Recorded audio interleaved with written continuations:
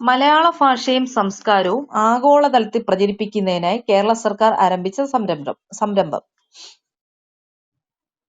അത് മലയാളം മിഷനാണ്. ഓക്കെ. മലയാള മലയാളം ഭാഷയും മിഷൻ. സംസ്കാരവും ആഗോളതലത്തിൽ പ്രചരിപ്പിക്കുന്നതിനായിട്ട് കേരള സർക്കാർ ആരംഭിച്ച സംരംഭമാണ് മലയാളം മിഷൻ. അപ്പൊ മലയാളം മിഷനെ കുറിച്ച് പറയുകയാണ്. മലയാളം മിഷൻ ഉദ്ഘാടനം ചെയ്യപ്പെട്ട തീയതി. മലയാളം മിഷൻ ഉദ്ഘാടനം ചെയ്യപ്പെട്ട തീയതി 2009 ഒക്ടോബർ 22-നാണ്. 2009 ഒക്ടോബർ 22-നാണ് മലയാളം മിഷൻ ഉദ്ഘാടനം ചെയ്യപ്പെട്ടത്. മലയാളം മിഷന്റെ മുദ്രാവാക്യം എവിടെയെല്ലാം മലയാളി അവിടെയെല്ലാം മലയാളം. കേട്ടിട്ടുണ്ടായിരുന്നോ മുദ്രാവാക്യം? കേട്ടിട്ടുണ്ട്. 2009 ഒക്ടോബർ 22-നാണ് മലയാളം മിഷൻ ഉദ്ഘാടനം ചെയ്യപ്പെട്ടത്. അപ്പൊ ഇവിടെയെല്ലാം മലയാളി അവിടെയെല്ലാം മലയാളം എന്നതായിരുന്നു മുദ്രാവാക്യം. മലയാളം മിഷന് കീഴിൽ പ്രവർത്തനം ആരംഭിച്ച ഒരു സംസ്ഥാന സർക്കാർ ആരംഭിച്ച ഇന്ത്യയിലെ ആദ്യ പ്രാദേശിക ഭാഷാ റേഡിയോ. അത് റേഡിയോ മലയാളമാണ്. റേഡിയോ മലയാളം. ഓക്കെ. അപ്പൊ മലയാളം മിഷന് കീഴിൽ പ്രവർത്തനം ആരംഭിച്ച ഒരു സംസ്ഥാന സർക്കാർ ആരംഭിച്ച ഇന്ത്യയിലെ ആദ്യ പ്രാദേശിക ഭാഷാ റേഡിയോ ആണ് റേഡിയോ മലയാളം. ലോകത്തെ ആദ്യ മലയാളം മിഷൻ ക്ലബ്ബ് ആരംഭിച്ചത്. ലോകത്തെ ആദ്യ മലയാളം മിഷൻ ക്ലബ്ബ് ആരംഭിക്കുന്നത് ഷാർജയിലാണ്. ഷാർജയിൽ. ഓക്കെ. ലോകത്തെ ആദ്യ മലയാളം മിഷൻ ക്ലബ്ബ് ആരംഭിച്ചത് ഷാർജയിൽ. ലോകത്തിന്റെ വിവിധ ഭാഗങ്ങളിലേക്ക് മലയാള ഭാഷ വ്യാപിപ്പിക്കുക എന്ന ലക്ഷ്യത്തോടെ മലയാളം മിഷന്റെ നേതൃത്വത്തിൽ ആരംഭിച്ച പദ്ധതി. ലോകത്തിന്റെ വിവിധ ഭാഗങ്ങളിലേക്ക് മലയാള ഭാഷ വ്യാപിപ്പിക്കുക എന്ന ലക്ഷ്യവുമായി മലയാളം മിഷന്റെ നേതൃത്വത്തിൽ ആരംഭിച്ച പദ്ധതിയാണ് മലയാളം മിഷൻ ക്ലബ്ബ്. 2022 ജൂണിൽ പ്രകാശനം ചെയ്ത മലയാളം മിഷന്റെ മുഖമാസിക. മലയാളം മിഷന്റെ മുഖമാസികയാണ് ഭൂമി മലയാളം. ഭൂമി മലയാളം. പച്ചമലയാളം എന്തായിരുന്നു? മറ്റേ ഭായിമാർക്കുള്ളതാണോ അല്ലെ? പഠിപ്പിക്കാൻ അത് വേണ്ടി ഹമാരി മലയാളം. അമാരി മലയാളം അല്ലെ? അപ്പൊ ഈ പച്ചമലയാളം എന്തായിരുന്നു? പച്ചമലയാളം ഒരു പ്രസ്ഥാനമാണ്. പച്ചമലയാള പ്രസ്ഥാനം എന്നൊക്കെ പറയത്തില്ല. ആണോ? അപ്പൊ മലയാളം മിഷൻ ഉദ്ഘാടനം ചെയ്യപ്പെട്ട തീയതി 2009 ഒക്ടോബർ 22. 2009 ഒക്ടോബർ 22-നാണ് ഉദ്ഘാടനം ചെയ്യപ്പെട്ടത്. അപ്പൊ ഇന്ത്യയിലെ മലയാളം മിഷന്റെ കീഴിൽ പ്രവർത്തനം ആരംഭിച്ച സംസ്ഥാന സർക്കാർ ആരംഭിച്ച ഇന്ത്യയിലെ ആദ്യ പ്രാദേശിക ഭാഷാ റേഡിയോ. അതിന്റെ പേരെന്തായിരുന്നു? റേഡിയോ മലയാളം. ലോകത്തെ ആദ്യ മലയാളം മിഷൻ ക്ലബ്ബ് ആരംഭിച്ച എവിടാ? ലോകത്തെ ആദ്യ മലയാളം മിഷൻ ക്ലബ്ബ് ആരംഭിച്ചത്. ഓക്കെ.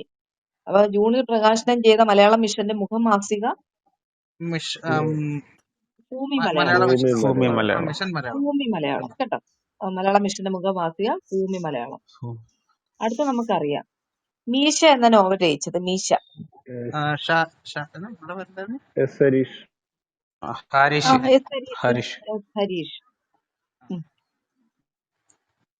മീശ എന്ന നോവൽ രചിച്ചത് ഹരീഷാണ്.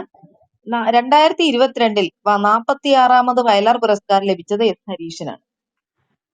2022 46ാമത് വയലാർ പുരസ്കാരവും ലഭിക്കുന്നത് എസ് ഹരീഷിനാണ്. അപ്പൊ അതിനാണ് ഈ നോവലിനാണ് വയലാർ പുരസ്കാരം കിട്ടുന്നത് കേട്ടോ. വയലാർ പുരസ്കാരം കിട്ടുന്ന ഏത് നോവലിനാ? മീശ. ഓക്കെ. 2020 JCB സാഹിത്യ പുരസ്കാരത്തിന് അർഹമായ മീശയുടെ ഇംഗ്ലീഷ് പരിഭാഷ. മസ്റ്റാഷ്. അപ്പൊ വിവർത്തകയായിരുന്നത് മസ്റ്റാഷിന്റെ വിവർത്തകയായിരുന്നത് ജയശ്രീ കളത്തിലാണ്. ജയശ്രീ കളത്തിലാണ് മസ്റ്റാഷിന്റെ വിവർത്തകയായിരുന്നത്. ഒറ്റ ഉണ്ട് ജി. 2020 JCB പുരസ്കാരം ഇദ്ദേഹത്തിന് 2021 കിട്ടി അല്ലേ? 2022 വയലാർ അവാർഡ് കിട്ടുന്നത്. അയാളുടെ അതേ കൃതി തന്നെയാണോ ഈ ആള് വിവർത്തനം ചെയ്തത്? അതെ, ട്രാൻസ്ലേറ്റ് ചെയ്ത് ജയശ്രീ കളത്തിൽ ട്രാൻസ്ലേറ്റ് ചെയ്തിട്ട് മസ്റ്റാഷ് എന്ന പേരിട്ട്. അപ്പൊ അതിന് പുരസ്കാരം കിട്ടുന്ന JCB സാഹിത്യ പുരസ്കാരം കിട്ടുന്നുണ്ട്. 25 ലക്ഷം കണ്ടല്ലേ? JCB സാഹിത്യ പുരസ്കാരം നല്ല എമൗണ്ട് ആയിരുന്നു. 25 തോന്നുന്നു.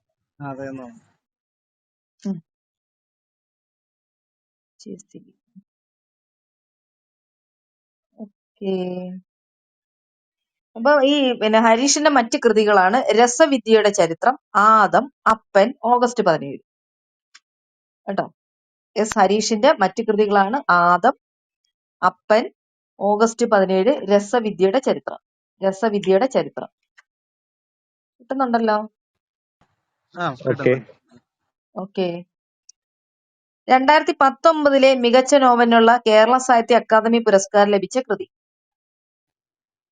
2019 2019 മികച്ച നോവലുള്ള കേരള സാഹിത്യ അക്കാദമി പുരസ്കാരവും ഈ മീശയ്ക്ക് കിട്ടി ഓക്കെ. കേട്ടോ. 2019 അവാർഡ് ഉണ്ടായിരുന്നു. എന്ത്? കേരള സാഹിത്യ അക്കാദമി പുരസ്കാരം മീശയ്ക്ക് ഉണ്ടായിരുന്നു. 2020 എന്ത് അവാർഡ് മേടിച്ചു ഓക്കെ. മീശ? വിവർത്തനം JCB. JCB. വിവർത്തനം ചെയ്തതിന് ജയശ്രീ കളത്തിൽ മസ്റ്റാഷ് എന്ന പേര് വിവർത്തനം ചെയ്തുകൊണ്ട് ആ അവാർഡ് കിട്ടി. പിന്നെ 2022 പിന്നെ കിട്ടുന്നത് വയലാർ. വയലാർ പുരസ്കാരം. എത്രാമത് വയലാർ? 46ാമത് വയലാർ. 46ാമത് വയലാർ പുരസ്കാരം കിട്ടുന്നത് ഇതിനാണ്, മീശയ്ക്ക്. 2016 കേരള സാഹിത്യ അക്കാദമി പുരസ്കാരത്തിന് അർഹമായ എസ് ഹരീഷിന്റെ കഥാസമാഹാരം. അത് ആദമാണ്. 2016 കേരള സാഹിത്യ അക്കാദമി പുരസ്കാരത്തിന് അർഹമായ എസ് ഹരീഷിന്റെ കഥാസമാഹാരം ചോദിച്ചാൽ ആദമാണ്. അപ്പൊ നമ്മള് എസ് ഹരീഷിന്റെ വേറെ കൃതികൾ എന്തൊക്കെയാ പറഞ്ഞത്? രസവിദ്യ, രസവിദ്യ, രസവിദ്യയുടെ ചരിത്രം, ആദം, ആദം, ഓഗസ്റ്റ് അപ്പൻ, 17, അപ്പൻ. അപ്പൻ. അതെ, ഓഗസ്റ്റ് 17. ഇതെല്ലാം ഓഗസ്റ്റ് എസ് 17 ഹരീഷിന്റെ ഉണ്ടല്ലേ? ഓഗസ്റ്റ് 17 ഉണ്ട്. 2019 കേരള സാഹിത്യ അക്കാദമി പുരസ്കാരം ലഭിച്ച കൃതി ഏതായിരുന്നു? 2019 ആദം. 2019 അല്ല മീശ മീശ മീശ മീശ. 2019 മീശ. 2016 ആദത്തിന് കിട്ടുന്നത്. ഓക്കെ. 2016 ആദത്തിന് കിട്ടുന്നേ. ഓക്കെ. ആദത്തിന് കേരള സാഹിത്യ അക്കാദമി. അതെ, കേരള സാഹിത്യ അക്കാദമി പുരസ്കാരം 19 ആദത്തിന് കിട്ടുന്നത്. 19 മീശക്കും അത് തന്നെ കിട്ടുന്നത്. മീശയ്ക്കും കേരള സാഹിത്യം തന്നെ കിട്ടുന്നത്. JCB കിട്ടുന്നത് 20-ലോ? 20 ജയശ്രീ കളത്തിൽ. JCBക്ക് വരുന്നതേ മൊത്തം 35 ലക്ഷം രൂപയാണ്. 25 ഹരീഷിനും 10 ലക്ഷം രൂപ ജയശ്രീ കളത്തിനും. ട്രാൻസ്ലേറ്റർക്ക്. ശരിയാ, ട്രാൻസ്ലേറ്റർക്ക് പോകും. അതായത് ഒന്നുകൂടെ പറയാം, 10 ലക്ഷം രൂപയാണോ ജയശ്രീ കളത്തിന്? ജയശ്രീ കളത്തിന് 10 ലക്ഷം രൂപ, 25 ലക്ഷം രൂപ എസ് ഹരീഷിന്. അപ്പൊ ഈ വിവർത്തനം അല്ലാതെ നമ്മുടെ സ്വന്തം തന്നെയാണെങ്കിൽ ഇപ്പൊ 25 ലക്ഷം രൂപ മൊത്തം. സ്വന്തം കൃതിക്കല്ലെന്നേ, അത് വിവർത്തനം ചെയ്ത കൃതികൾക്കാണ് ഇത് കൊടുക്കുന്നത്. ആണല്ലേ?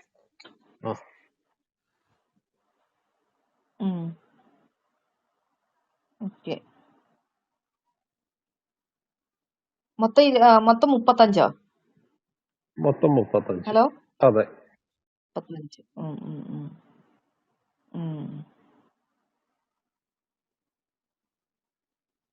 2020 JCB പുരസ്കാരമാണ് ജയശ്രീ കളത്തിൽ മസ്റ്റാഷിന്. 2021 JCB പുരസ്കാരം M മുകുന്ദന് കിട്ടി കേട്ടോ. 2021 JCB പുരസ്കാരം M മുകുന്ദന് ഡൽഹി ഗാഥകൾ. ഓക്കെ. രണ്ടുപേര് കൂടിയല്ലേ വിവർത്തനം ചെയ്തത്? നന്ദകുമാറും ഫാത്തിമയും. അതറിയത്തില്ല. ശരി, ഞാൻ കേട്ടിട്ടുണ്ട്. ഒന്നുകൂടെ പറഞ്ഞേരാ ചേച്ചി. നന്ദകുമാറും പിന്നൊരു ഫാത്തിമ ഈ ഡൽഹി ഗാഥകൾ വിവർത്തനം ചെയ്തു.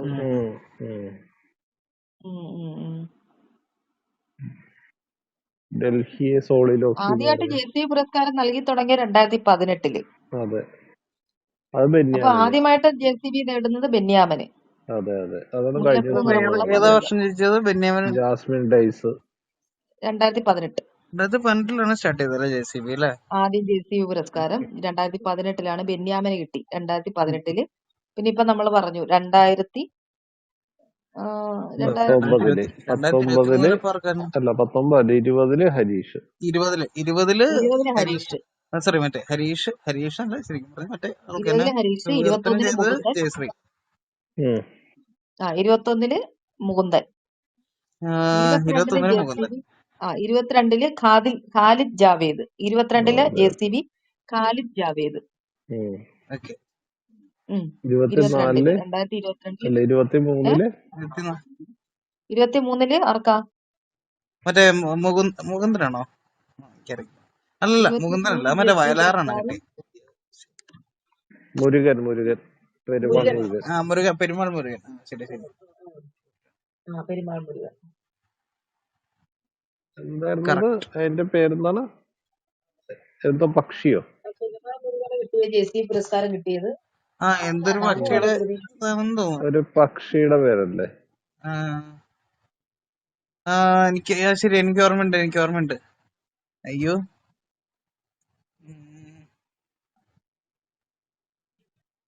മറന്നു. പഠിച്ചു വൃത്തിയായിട്ട് പഠിച്ചു പോയല്ല അത് അത് കിട്ടിക്കോളും, ശരി, കുഴപ്പമില്ല. ഇനി ചേച്ചി പറ. വായിച്ചോ. ആ അയ്യോ കിട്ടുന്നില്ലല്ലോ. എന്നാ പിന്നെ നമുക്ക് നോക്കാം. നീ പിന്നെ നോക്കാന്ന് പറഞ്ഞ് പറയുന്ന ഫയലിലോട്ടൊന്ന് എഴുതി ഓക്കെ വെക്ക്. ഞാൻ എന്തായാലും അത് ചേച്ചിക്ക് കിട്ടുന്നേ. മെസ്സേജ് അയച്ചേക്കാം. കാർത്തിക് ഒന്ന് മെസ്സേജ് അയക്കാം. നോക്കിക്കൊണ്ടു വന്നേ, ഓക്കെ. ഗൂഗിൾ ചെയ്തേ. എന്താ വേണ്ടേ? 2022 അല്ലേ? 2023 JCB. Award winner Perumal Murugan. Firebird കേട്ടാ. അല്ല, അതിന്റെ തമിഴ് പേര് ഫയർബേർഡ് അല്ല, അതിന്റെ തമിഴ് ഒരു പേര്. തമിഴ് പേര് ഞാൻ നോക്കാം.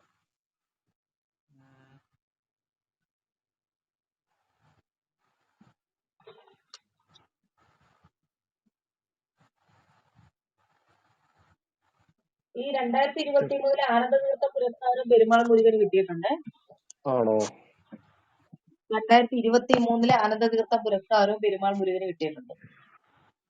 ഓക്കെ. എന്തോ പാച്ചി എന്തോണ്. ജനനി Kannan won the 2023 JCB prize for അയ്യോ ആണ്ടേലെ പാച്ചി. അത് ആനന്ദ പാച്ചിയോ? അതെ.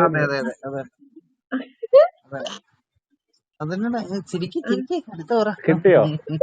എന്താണ്? ആണ്ടേലെ പാച്ചി അല്ലേ? ആണ്ടേലെ പാച്ചി അതന്നെ. അങ്ങനെയല്ല, വ്യത്യാസമുണ്ട്. അതന്നല്ലേ ഞാൻ നോക്കിട്ട് ആനന്ദ പാച്ചിയോ? ആനന്ദ പാച്ചി അല്ലേ? ആനന്ദ പാച്ചി. അങ്ങണ്ടാ ശരി. ആണ്ടേല പാച്ചി ആനന്ദ പാച്ചി. അതെ ഓർക്കുന്നുണ്ട്.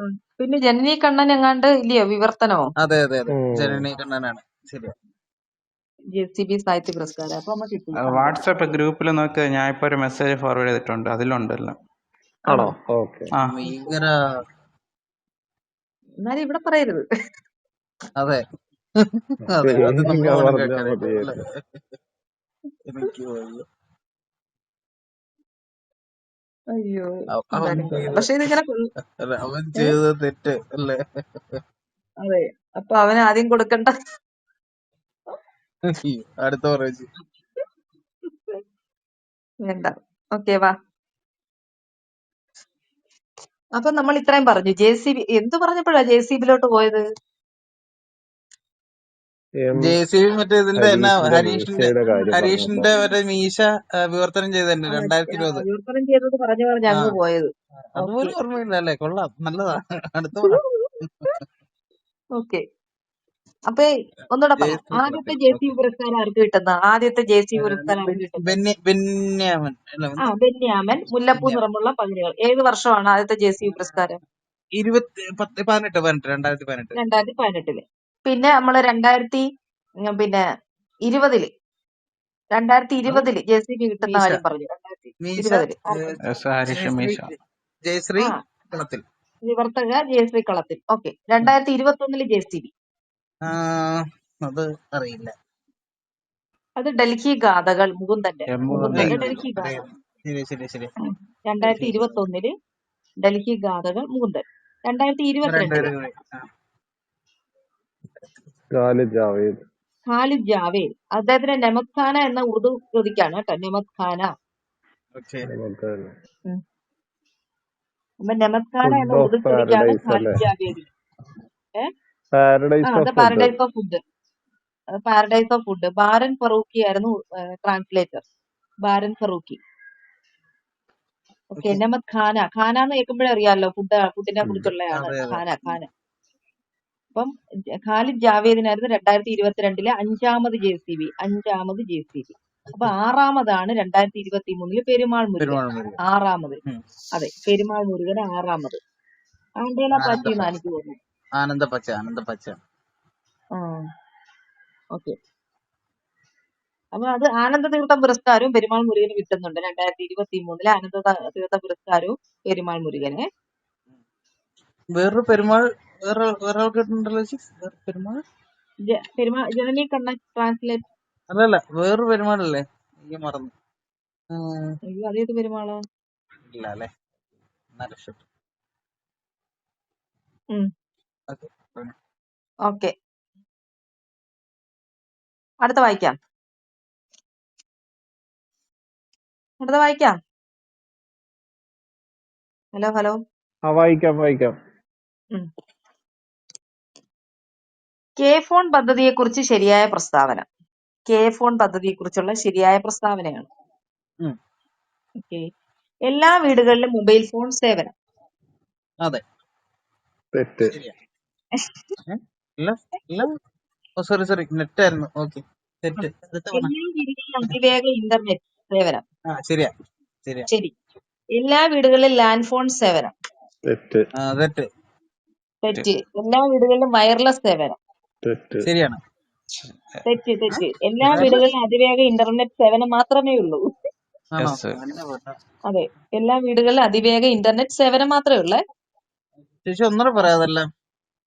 എടാ, ഇതിനകത്ത് ശരി മാത്രം, നീ ഇത് മാത്രം അറിഞ്ഞിരുന്നാ പോയെ. എന്തിനാ വെറുതെ മാത്രം പഠിച്ചാൽ മതി, തെറ്റ് പഠിക്കണ്ട. അതെ, തെറ്റൊന്നും പഠിക്കണ്ട. കൊള്ളാം, നല്ലതാ. ഇത് മാത്രം. കെ ഫോണിന് എന്താ, എല്ലാ വീടുകളിലും അതിവേഗ ഇന്റർനെറ്റ് സേവനം, അത്രേ ഉള്ളൂ. അത് മാത്രം. 2023 ജൂൺ 5 വന്നത്. ഞാൻ വായിക്കാം, എന്റെ ബാലൻസ് വായിക്കേ. കെ ഫോൺ കേരളത്തിലെ ഡിജിറ്റൽ ഇൻഫ്രാസ്ട്രക്ചർ ശക്തവും കാര്യക്ഷമവും ആക്കുന്നതിനായിട്ട് സംസ്ഥാന സർക്കാർ ആവിഷ്കരിച്ച പദ്ധതിയാണ് K phone, Kerala fibre optical network. കേന്ദ്ര ടെലികമ്മ്യൂണിക്കേഷൻ വകുപ്പിൽ നിന്ന് ISP ലൈസൻസ് ലഭിച്ച കേരളത്തിലെ പദ്ധതി ഏതാന്ന് ചോദിച്ചാലും കെ ഫോൺ ആണ്. കേന്ദ്ര ടെലികമ്മ്യൂണിക്കേഷൻ വകുപ്പിൽ നിന്ന് ISP ലൈസൻസ് ലഭിച്ച കേരളത്തിലെ പദ്ധതി കെ ഫോൺ. ISP എന്താ? Internet service provider. Internet service provider ആണ് ISP. അപ്പൊ ISP ലൈസൻസ് ലഭിച്ച ഇന്ത്യയിലെ ആദ്യ സംസ്ഥാനം കേരളം. അത് ചോദിച്ചാലും കേരളമാണ്. കേരള സ്റ്റേറ്റ് ഇലക്ട്രിസിറ്റി ബോർഡും കേരള സ്റ്റേറ്റ് IT ഇൻഫ്രാസ്ട്രക്ചർ ലിമിറ്റഡും ചേർന്നുള്ള സംയുക്ത സംരംഭമായ കെ ഫോൺ ലിമിറ്റഡ് വഴിയാണ് പദ്ധതി നടപ്പാക്കുന്നത്. അപ്പൊ കെ ഫോൺ വന്ന വർഷം ഇതിനകത്തില്ല. ഏത് വർഷമായിരുന്നു വന്നേ? ജൂൺ 5. 2023 ജൂൺ 5. Okay, good. പക്ഷെ ഞാൻ ഇന്റർനെറ്റ് പൗരാവകാശമോ ഞാൻ കേട്ടുപോലെ കണ്ടോല്ല കേട്ടോ ഇവിടെയെങ്കിലും. അവിടെ ഉണ്ടോ കെ ഫോൺ ഇന്റർനെറ്റ് സർവീസ്? കുറച്ച് സ്ഥലങ്ങളിലൊക്കെ വന്നടാ, പക്ഷെ ആരും എടുക്കുന്നില്ല അത് വന്നിട്ട്. ഇവിടെ എന്റെ വീട്ടിലൊക്കെ എടുത്തായിരുന്നു, എന്നിട്ട് ഉപയോഗിക്കാൻ പറ്റണില്ല. അത് കിട്ടില്ല.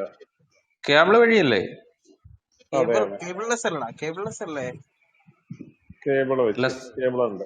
BSNL ആയിട്ടുള്ള ലിങ്ക് ആയിട്ടുള്ള അങ്ങനെ എന്തോണോ? BSNL IT ഇൻഫ്രാസ്ട്രക്ചറും മറ്റേ KSEB വഴിയല്ലേ? പക്ഷെ നേരെ കിട്ടില്ല, സ്പീഡില്ല, ഭയങ്കര പ്രശ്നമാണ്. എന്നിട്ട് മാറ്റിയത്.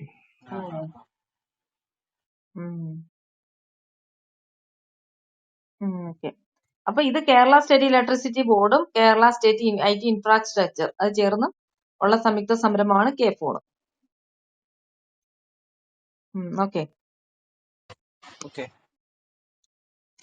അടുത്ത ആദ്യ പഞ്ചവത്സര പദ്ധതി നടപ്പിലായ വർഷം 1951. 1951 ഖാദി ഗ്രാമ വ്യവസായ കമ്മീഷൻ സ്ഥാപിതമായ പഞ്ചവത്സര പദ്ധതി കാലം. ഖാദി ഗ്രാമ വ്യവസായ രണ്ടാം പഞ്ചവത്സര പദ്ധതിയിലാണ്. ഖാദി ഗ്രാമ വ്യവസായ കമ്മീഷൻ രണ്ടാമത്തേനകത്താണ്.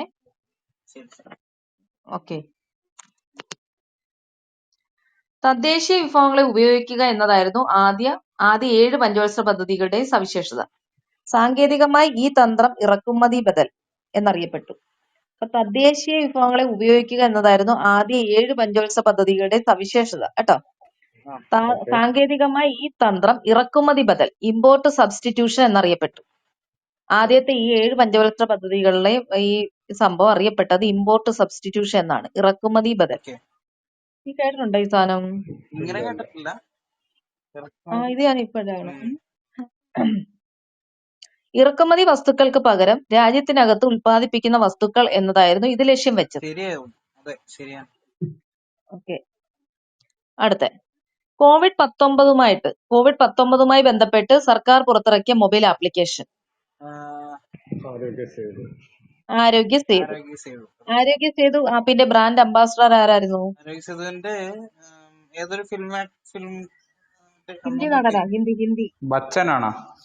അല്ല, ഹിന്ദി നടനാണ്. ഹിന്ദി നടൻ. ഒരു നടിയെ തന്നെയാണ് കിട്ടിയേക്കുന്നത്. സൈഫ് അലി ഖാനാണോ? എപ്പോഴും തോക്കും കൊണ്ട് നടക്കുന്ന ആളാ. തോക്കും കൊണ്ട്. ശരി, ഏ, എനിക്കറിയില്ല. നിങ്ങള് കാര്യം പറയുന്നേ വിഷയത്തിന് പേരിനൊപ്പം തന്നെ വ്യതിചലിക്കുന്നു. തോക്കുണ്ടെന്ന്. എന്നാലും എനിക്കൊന്നുമില്ല, നിങ്ങളെ കൊണ്ട് പറയിപ്പിക്കും. പേരിനൊപ്പം തന്നെ തോക്കുണ്ട്. ചേച്ചി ഒന്ന് പറഞ്ഞു, അതായിരിക്കും നല്ലത്. പേര് ആൻസറോടെ പറ. ആൻസറോടെ ഫസ്റ്റ് പറ. അക്ഷരം എ. എ. ചേച്ചി ഒന്ന് പറഞ്ഞു. ദേവി, ഇത് അമർജാനാണോ? അടുത്ത രണ്ടാമത്തെ അക്ഷരം. അല്ല, ഇത് തെറ്റായിട്ടുള്ള ഉത്തരം മൊത്തം ഞങ്ങളോട് എഴുതി വെക്കും. ചേച്ചി പറ. തോക്കിന്റെ ഇംഗ്ലീഷ് അന്നേരം നിങ്ങൾക്ക് അറിഞ്ഞുകൂടാന്ന് അർത്ഥം. തോക്കിന്റെ ഇംഗ്ലീഷ് അത് അറിഞ്ഞുകൂടാ. ഗണ്ണല്ലേ? ഗണ്ണ്. ഗണ്ണ്. ആ ഗണ്ണ്. സമ്മതിച്ചു, കാര്യം പറ.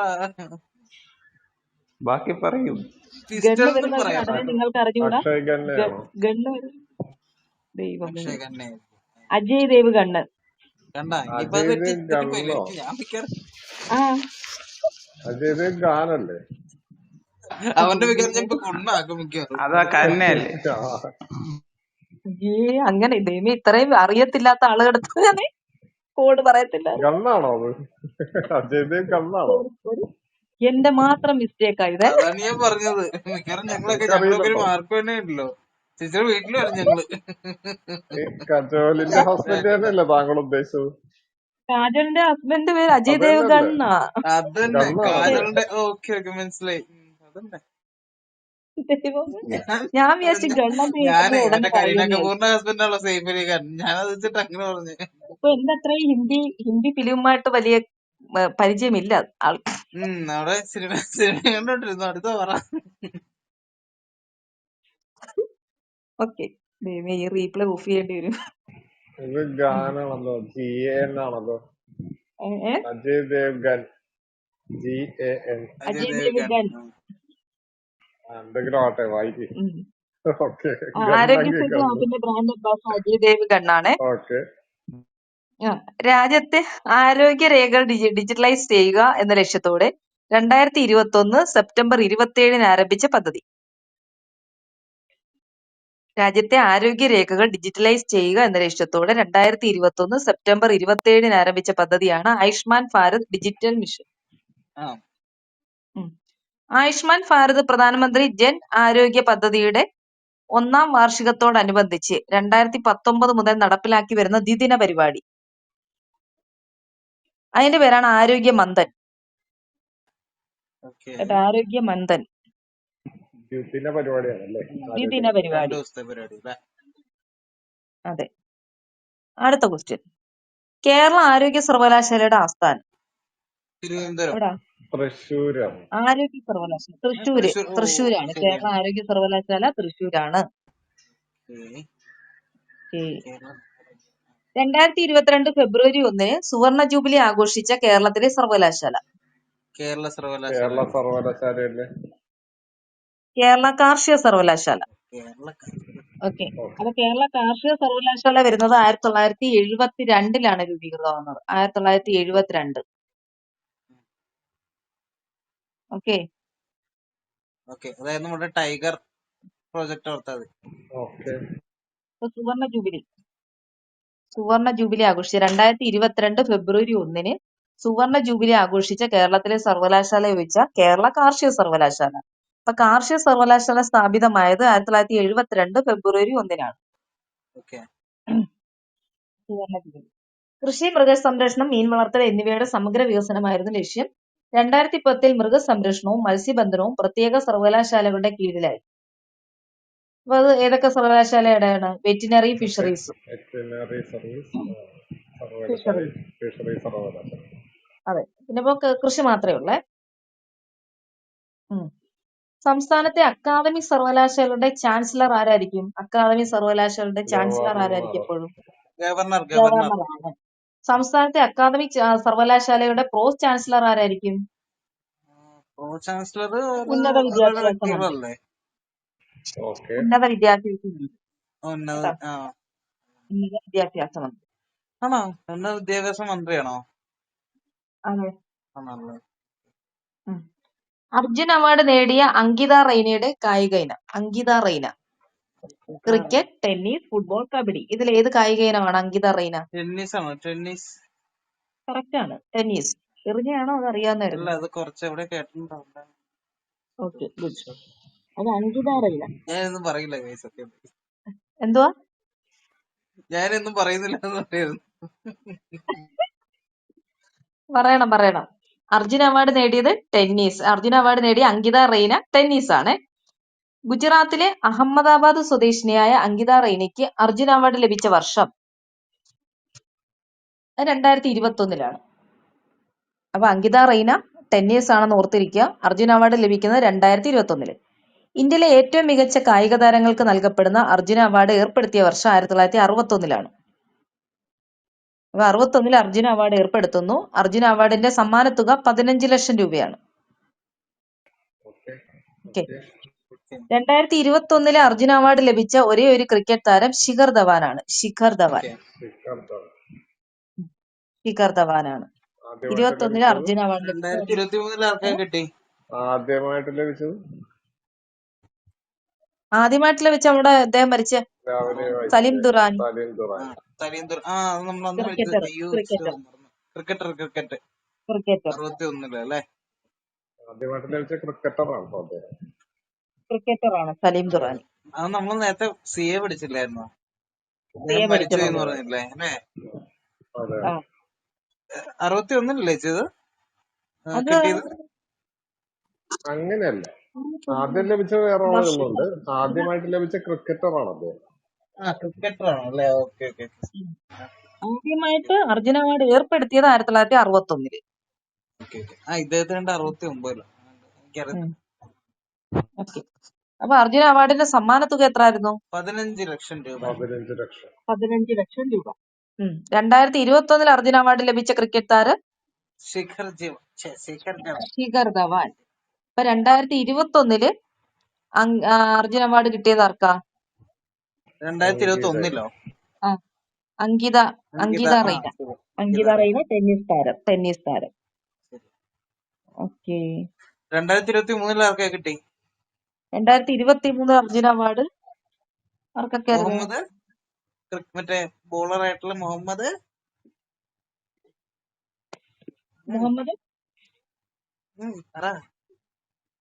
5 വിക്കറ്റ് എടുത്ത മറ്റേ ഫാസ്റ്റ് ബോളർ അല്ലേ? ഇവിടെ പേരെന്തായിരുന്നു?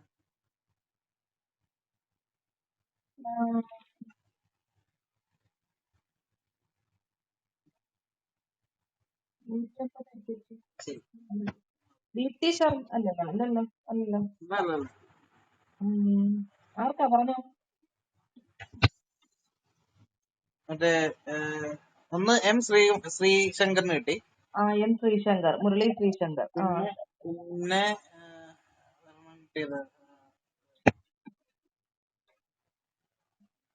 ഞാൻ പറയാം പോട്ടെ കേട്ടോ.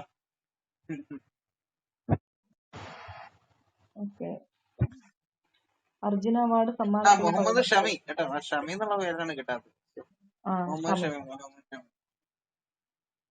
ശ്രീശങ്കർ, മുഹമ്മദ് ഷമി ക്രിക്കറ്റർ. കിട്ടി. പിന്നെ ആൾക്കാരിനെ ഉണ്ട്. എന്റെ അമ്മോ. ഓക്കെ. അർജുന അവാർഡ് കിട്ടിയത് എം ശ്രീശങ്കറും മുഹമ്മദ് ഷമിക്കും 2023 അതെ 2023 22 അർജുന അവാർഡ്? 23 മാത്രല്ല നമ്മളൊരു ദ്രോണാചാര്യ അവാർഡിനെ പറ്റി പഠിച്ചോർക്കുന്നുണ്ടോ? ഇതല്ലേ ലോങ് ജമ്പ് അല്ലേ അർജുന അവാർഡ് കിട്ടുന്ന? Long jump. Mohammed Shami cricketer. അതിനൊപ്പം തന്നെ നമ്മൾ വേറെ കാര്യം പഠിച്ചത് മറ്റേ ദ്രോണാചാര്യ ഒരാൾക്ക് കിട്ടിയിട്ടുണ്ട്. അത് മലയാളി കബഡി ഭാസ്കരൻ. ഈ ഭാസ്കരൻ എന്ന് പറഞ്ഞിട്ട് ഇത് കളയല്ലേ, ഈ ഭാസ്കർ. അതെ, ഈ ഭാസ്കരൻ. പുള്ളിക്കാരനെ ഇവിടുത്തെ വെസ്റ്റ് ബംഗാളിലെ കബഡി ടീമുണ്ട്. കബഡി കോച്ചായിരുന്നല്ലേ? അടുത്ത പറ. അപ്പം അർജുന അവാർഡ് സമ്മാനത്തുക 15 ലക്ഷം രൂപ. ദ്രോണാചാര്യ അവാർഡ് എത്രയായിരുന്നു? അതും 15 അല്ലേ? ദ്രോണാചാര്യ എനിക്കറിയില്ല. അല്ല, ദ്രോണാചാര്യ 2 രീതിയിലുണ്ട്, 10 ലക്ഷവും 15 ലക്ഷവും. റെഗുലറും ഉണ്ട്, അല്ലാതെ ഉണ്ടെന്ന്. Life time achievement 10 15.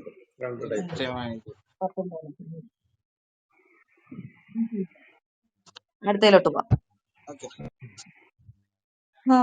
Question. Kudumbashree പദ്ധതിയുടെ പ്രധാന ലക്ഷ്യങ്ങൾ: ദാരിദ്ര്യ നിർമ്മാർജ്ജനം, ശിശു പോഷകാഹാരം, വനിതാ ശാക്തീകരണം, വായ്പാ വിതരണം. ഇല്ല, ബാക്കിയെല്ലാം ശരി.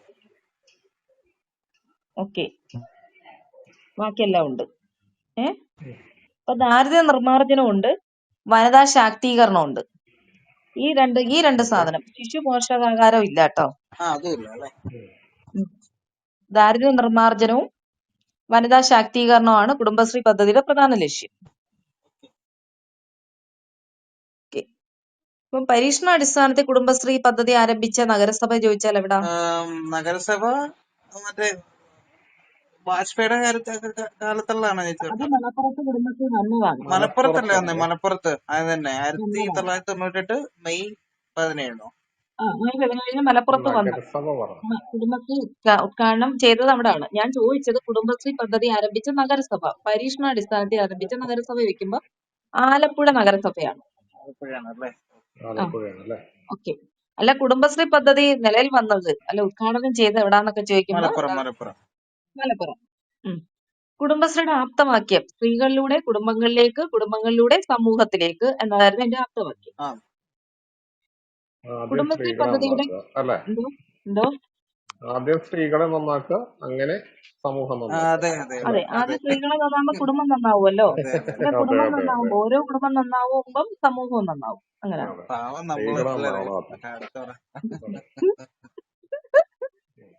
നല്ല പദ്ധതിയാണ്. അതെ, റെഡൊക്കെ വേണ്ട ഇതൊക്കെ ഇടുന്നു. പോട്ട്. കുടുംബശ്രീ പദ്ധതിയുടെ ഗവേണിംഗ് ബോഡിയുടെ അധ്യക്ഷൻ തദ്ദേശ സ്വയംഭരണ വകുപ്പ് മന്ത്രിയാണ്. കുടുംബശ്രീ പദ്ധതിയുടെ ഗവേണിംഗ് ബോഡിയുടെ അധ്യക്ഷൻ തദ്ദേശ സ്വയംഭരണ വകുപ്പ് മന്ത്രിയാണ്. അപ്പൊ ആരായിരുന്നു തദ്ദേശ സ്വയംഭരണ വകുപ്പ് മന്ത്രി? ആരാ?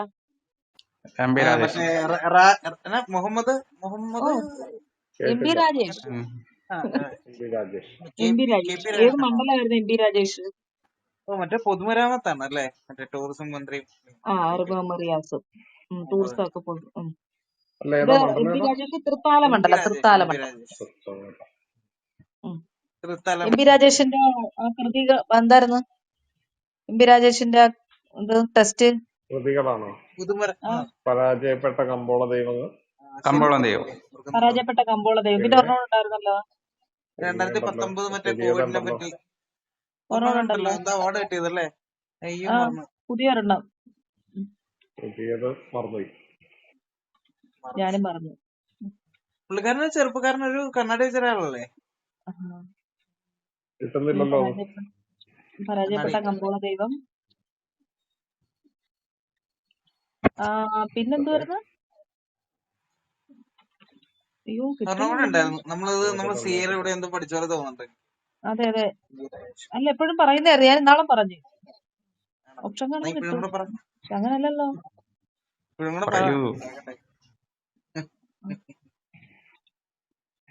ചേടാ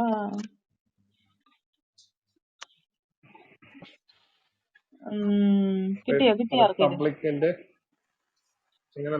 റിപ്പബ്ലിക്കിന്റെ ഭാവി. അതെ, കറക്റ്റ്.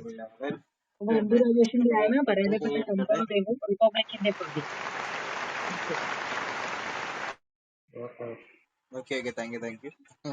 ഒന്നുകൂടെ പറയാ കൃതി.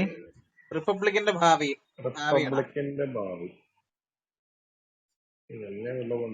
Future of republic.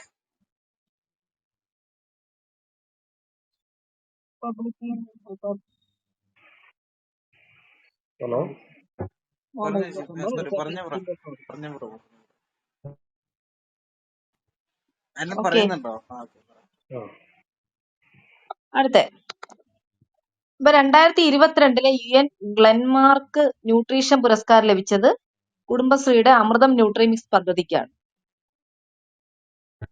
ഇപ്പൊ 2022 UN ഗ്ലെൻമാർക്ക് ന്യൂട്രീഷൻ പുരസ്കാരം ലഭിച്ചത് കുടുംബശ്രീയുടെ അമൃതം ന്യൂട്രീഷൻ മിക്സ് പദ്ധതിക്കാണ്.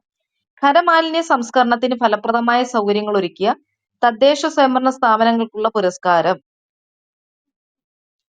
അത് നവകേരളം പുരസ്കാരമാണ്. ഖരമാലിന്യ സംസ്കരണത്തിന് ഫലപ്രദമായ സൗകര്യങ്ങൾ ഒരുക്കിയ തദ്ദേശ സ്വയംഭരണ സ്ഥാപനങ്ങൾക്കുള്ള പുരസ്കാരം നവകേരള പുരസ്കാരം. സമ്മാനത്തുക 2 ലക്ഷം രൂപ.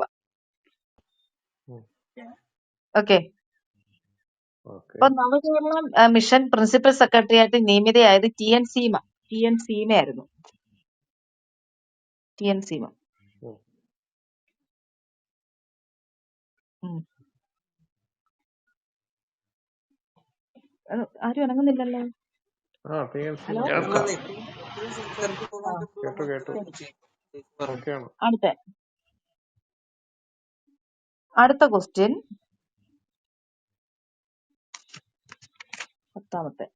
ISROയുടെ ഇപ്പോഴത്തെ chairman S Somanath. Somanath. S Somanath. അപ്പൊ ISROയുടെ എത്രാമത്തെ ചെയർമാനാണ് സോമനാഥ്? 10ാമത്തെ ചെയർമാനും 5ാമത്തെ മലയാളി. മലയാളികളാണ് ആ, 5ാമത്തെ മലയാളി. അപ്പൊ അദ്ദേഹം ജനിച്ച ജില്ല എവിടായിരുന്നു? എസ് സോമനാഥ് ജനിച്ച ജില്ല ആലപ്പുഴയാണോ? അതെ, ആലപ്പുഴക്കാരനാണ്. ആലപ്പുഴക്കാരനാണ്. ഫാറ്റ് ബോയ്, ഇന്ത്യൻ റോക്കറ്റുകളിലെ ബാഹുബലി എന്നിങ്ങനെയെല്ലാം വിശേഷിപ്പിക്കപ്പെടുന്ന GSLV മാർക്ക് 3 റോക്കറ്റ് നിർമ്മാണത്തിന്റെ പ്രൊജക്ട് ഡയറക്ടറായിട്ടിരുന്നത് എസ് സോമനാഥാണ്. ഫാറ്റ് ബോയ്, ഇന്ത്യൻ റോക്കറ്റുകളിലെ ബാഹുബലി എന്നൊക്കെ വിശേഷിപ്പിക്കപ്പെടുന്ന GSLV മാർക്ക് 3. ബാഹുബലി എന്ന് പറയുന്നത് GSLV. അതെ, GSLV മാർക്ക് 3 വിശേഷിപ്പിച്ചായിരുന്നു ഇന്ത്യൻ റോക്കറ്റുകളുടെ ബാഹുബലി, ഫാറ്റ് ബോയ്.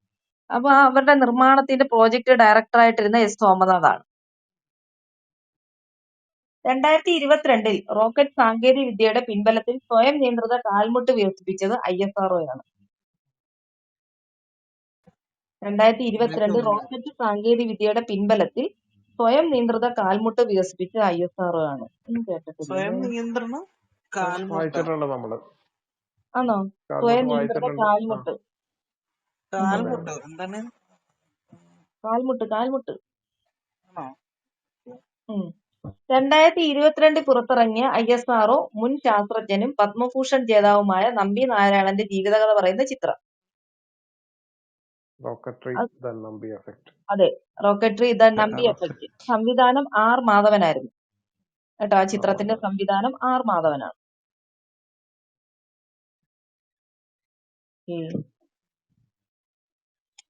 അപ്പൊ ആലപ്പുഴക്കാരനാണ് എസ് സോമനാഥ്.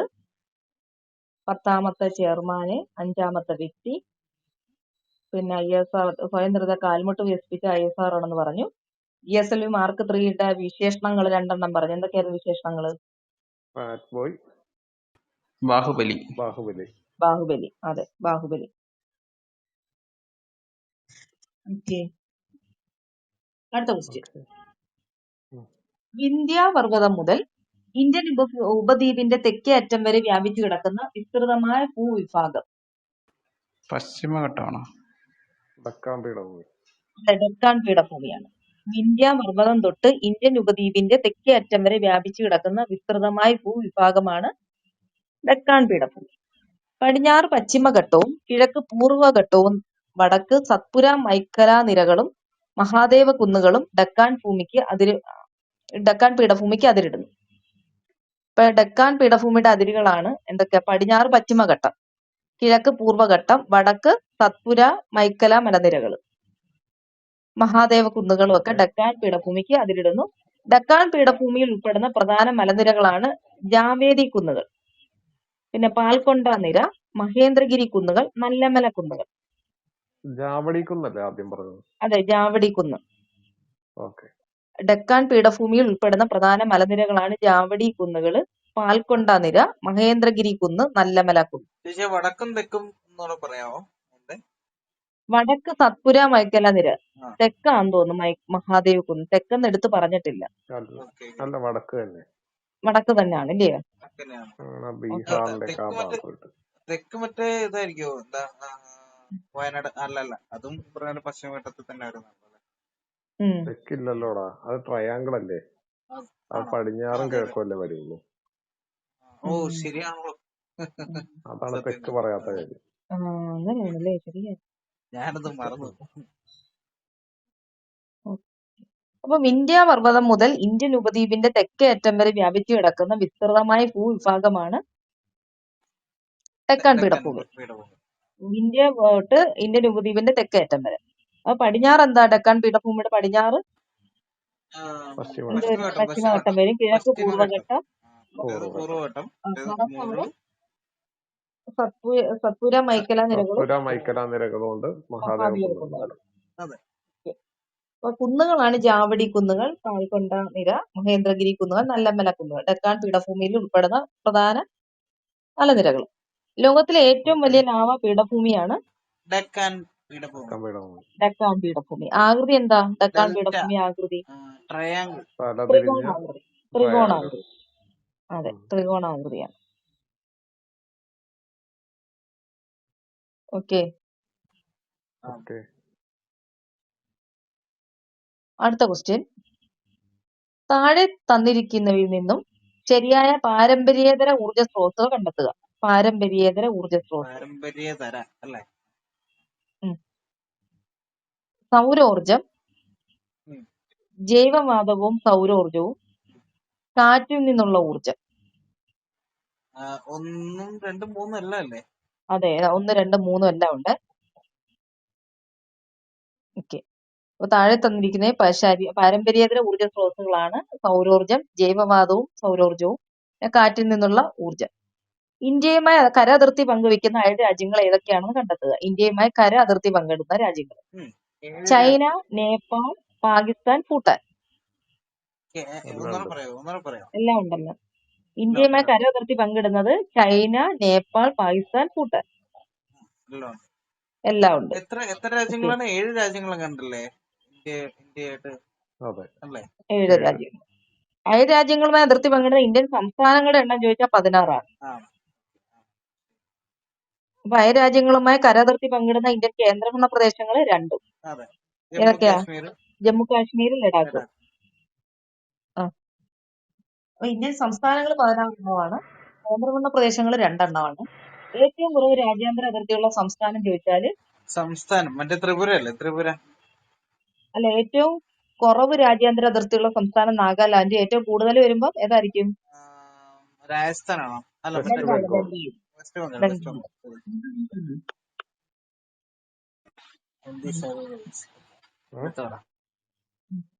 ഏറ്റവും കുറവ് രാജ്യാന്തര അതിർത്തിയുള്ള സംസ്ഥാനം നാഗാലാൻഡ്, കൂടുതൽ ബംഗാൾ. ഈ രാജസ്ഥാൻ ആൻസർ വരുന്നതേ ആ, അതിർത്തി പങ്കിടുന്നതിൽ ഏറ്റവും വലിപ്പമുള്ള സംസ്ഥാനം ചോദിച്ചാൽ രാജസ്ഥാൻ. അങ്ങനെ. പാകിസ്ഥാനായിട്ട്. ലോകത്തിലെ ഏറ്റവും ഉയരം കൂടിയ കൊടുമുടി. ലോകത്തിലെ എന്താ? ലോകത്തിലെ ഏറ്റവും ഉയരം കൂടിയ കൊടുമുടി. കൊടുമുടി അത് മറ്റേ എവറസ്റ്റ്. എവറസ്റ്റ്. 88, നമ്മൾ 48. ഇപ്പം വായിക്കുന്ന 10th പ്രിലിംസ് ആണ് വായിക്കുന്നത്. അത് നമ്മുടെ ബേസിക് കാര്യങ്ങൾ അങ്ങനെ നമുക്ക് കുറേ കിട്ടും അല്ലേ? ബേസിക് കിട്ടും. ഓക്കെ. അപ്പൊ ടെൻസിംഗ് നോർഗെ, എഡ്മണ്ട് ഹിലാരി എന്നിവർ ആദ്യമായി എവറസ്റ്റ് കീഴടക്കിയത് ഏത് വർഷമായിരുന്നു? Tenzing Norgay, Edmund Hillary 1953 May 29. മറ്റേ റെയിൽവേയുടെ 1953 മെയ് 29 എവറസ്റ്റ് കീഴടക്കുന്നത്. 53 മെയ് 29. അപ്പൊ ഈ 1953 ഏപ്രിൽ 13 കേണൽ ജോൺ ഹണ്ടിന്റെ നേതൃത്വത്തിൽ ഈ സംഘം എവറസ്റ്റ് ദൗത്യം ആരംഭിക്കുന്നത്. അപ്പൊ ദൗത്യം ആരംഭിക്കുന്നത് 1953 ഏപ്രിൽ 13. ആരുടെ നേതൃത്വത്തിൽ? John hunt. അവരൊരു ഹണ്ടിങ് ഇറങ്ങി, അങ്ങനെ ഓർക്കാം. ജോൺ ഹണ്ടിന്റെ നേതൃത്വത്തിൽ. അപ്പൊ എവറസ്റ്റ് ദൗത്യം ആരംഭിക്കുന്നത് 1953 ഏപ്രിൽ 13. അപ്പൊ എവറസ്റ്റ് കീഴടക്കിയ വർഷം 53 മെയ് 53 മെയ് 29. 53 മെയ് 29. ഏറ്റവും കൂടുതൽ തവണ എവറസ്റ്റ് കീഴടക്കിയ വ്യക്തി. ഇദ്ദേഹം തന്നെ എനിക്ക്. ഏറ്റവും കൂടുതൽ തവണ എവറസ്റ്റ് കീഴടക്കിയ വ്യക്തി കാമറിത ഷെർപ്പയാണ്. കാമറിത ഷെർപ്പ 26 തവണ. ഓക്കെ, നേപ്പാളുകാരനാണ്. അവിടെ അടുത്ത് കിടക്കുമല്ലോ, അവർക്ക് എപ്പോഴും വേണമെങ്കിൽ കയറി ഓടിപ്പോവാം. അങ്ങനെ ഓർക്കാം. കാമറിത ഷെർപ്പ. അപ്പൊ ഏറ്റവും കൂടുതൽ തവണ എവറസ്റ്റ് കീഴടക്കിയ വ്യക്തി കാമറിത ഷെർപ്പ 26 തവണ. ഏറ്റവും കൂടുതൽ തവണ എവറസ്റ്റ് കീഴടക്കിയ വനിത അതും ഒരു ഷെർപ്പയാണ്. ചിങ്കോത്തമ്പി അല്ലേ? അതാണോ? ലാക്പ ഷെർപ്പ. ലാക്പ ഷെർപ്പയാണേ. ലാക്പ ഷെർപ്പ നേപ്പാളുകാരി. ആ മറ്റേതെങ്ങനെ ചോദിക്കുമ്പോഴാണ് പറയുന്നത് ചിങ്കോത്താമ്പെ.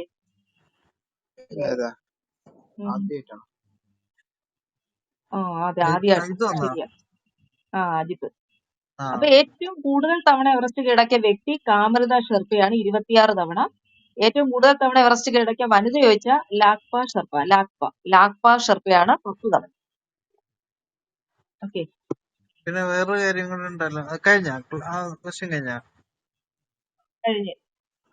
ഒരു ആദ്യത്തെ ഒരു ഡിസേബിൾഡ് ആയിട്ടുള്ള ഒരു വ്യക്തി എവറസ്റ്റ് കീഴടക്കിയത്. വികലാംഗ. അത് ആളുടെ പേരെന്തായിരുന്നു? അനുപമയോ അങ്ങനത്തെ ഒരു നോക്കട്ടെ കേട്ടോ. വികലാംഗയുടെ പേര്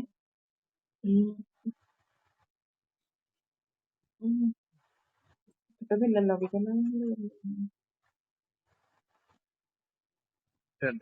ഒരു നേരത്തെ ഒരു പ്ലെയർ ആയിരുന്നു ആള്.